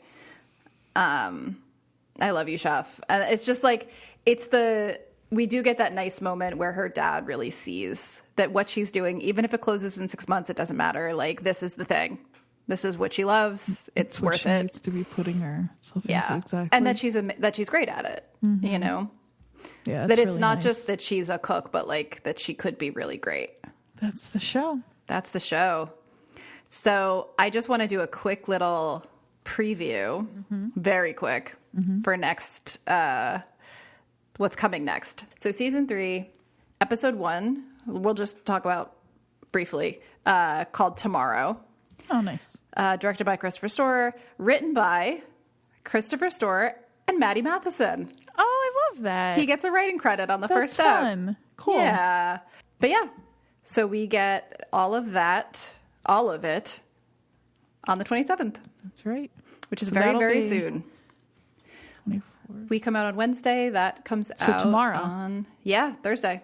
Yeah, so tomorrow, get started. Watch, I'm probably going to end up watching all of it tomorrow. But you want to make sure you watch at least 1 through 5, right? Yes. Yeah. Next week we'll talk about 1 through 5, and then the following week we'll talk 6 through 10. And I think things that we missed in doing this, like, very condensed recap of seasons 1 and 2 will probably pop up in relationship to things that come up in season 3. All right. We did it. It's a long one. Yeah. But we haven't had one of these since I know. Yellow Jackets days. God, I can't wait to see the new episodes, I'm especially so after excited. rewatching. Yeah, it's gonna I be kept, as I was watching it, being like, is this actually the best show? Like, it's one of my favorites, and it has been, but rewatching this week, like, is it the best one? I think it's definitely the best edited one. Oh, that's, I think, no-brainer. And not just in terms of the technical, but in terms of storytelling. How it, absolutely. Tight storytelling. Pacing, yep. For sure. Yeah, what a little wonder. Because watching it again, like, sometimes, like, as much as I love Yellow Jackets, which is a lot, rewatching it is a beast. Yeah. It takes a while. It's intense. This felt so easy to go back and rewatch. Part of that is that most of the episodes are like 30 to 35 minutes, and some of them are, 20. But it's still, it moves just so fast. Those tone shifts are so carefully placed and so important into being able to watch a lot of episodes at once, because you don't get, like, I will say the thing with Yellow Jackets is that it is intense all the time. It's funny and that gives you a break, but it is always intense. Every episode has something intense in it. And this has a really carefully modulated environment and mood that allows it to be continuously dealt with and watched over time. Yeah, it just feels so careful. Everything about it feels so thoughtful and careful. And we get season 3 so soon. So soon. We'll be back at the Berf. Well, That's we right. won't. We'll be at the Bear. Be at the Berf. The Berf. Yes. So in between, if you have things to tell us about anything, but maybe TV or, what you had for dinner or whatever. Yeah, I had open. I had a really amazing waffle for brunch today. Ooh. Like, had some sort of like crunchy sugar thing happening with it. It was like different texture. It was great. And actual Vermont maple syrup. Delightful. Delightful. Oh, if any of our listeners are in and around the Philadelphia area next week, July 2nd, Beautiful Anonymous, one of my other podcasts, the one I produce, has a free live show as part of Wawa's Welcome America. The highlight of my career is to be working a Wawa-sponsored event. Hell yeah. At Fringe Arts in Philly at 7 p.m. You do have to register for tickets, so they are free. If you Google Beautiful Anonymous Welcome America, I'll drop a link in the show notes. Come out to that. Even if you've never listened to Beautiful Anonymous, the live shows are so fun. You don't need to know anything about it to have a great time. So that's my little plug. I have been to a live show. I have been to a BA live show. I can vouch. They are very fun. And more interactive than you would think. Yeah, super interactive. Not super interactive, more interactive. What you said, Jodie. Than you would think. They're a great time. Yeah. Recommend. Yeah, thank you. Where can they find us, Andrea? We're at WatchersPodNJ on Instagram, WatchersPodNJ at Gmail. Those are the places. Those are the places. I am at, what is it? Jodie_Mim. I'm at Jodie_Mim on Instagram. Right now, you'll see lots of pictures of flowers and a big fat tuxedo cat that is hanging around where I am in Vermont at the moment. That's so nice. And you are? I'm at AQ Andrea Q on Instagram. And if you look now, you'll see pictures of a big fat, I don't know what he is, cat, who's always hanging around where I am right now because he lives in my house and is a creature. He's perfect. All right. Well, we are going to go watch a whole bunch of TV real soon. And we will see you back in Chicago. Back in Chicago. Next week. Bye.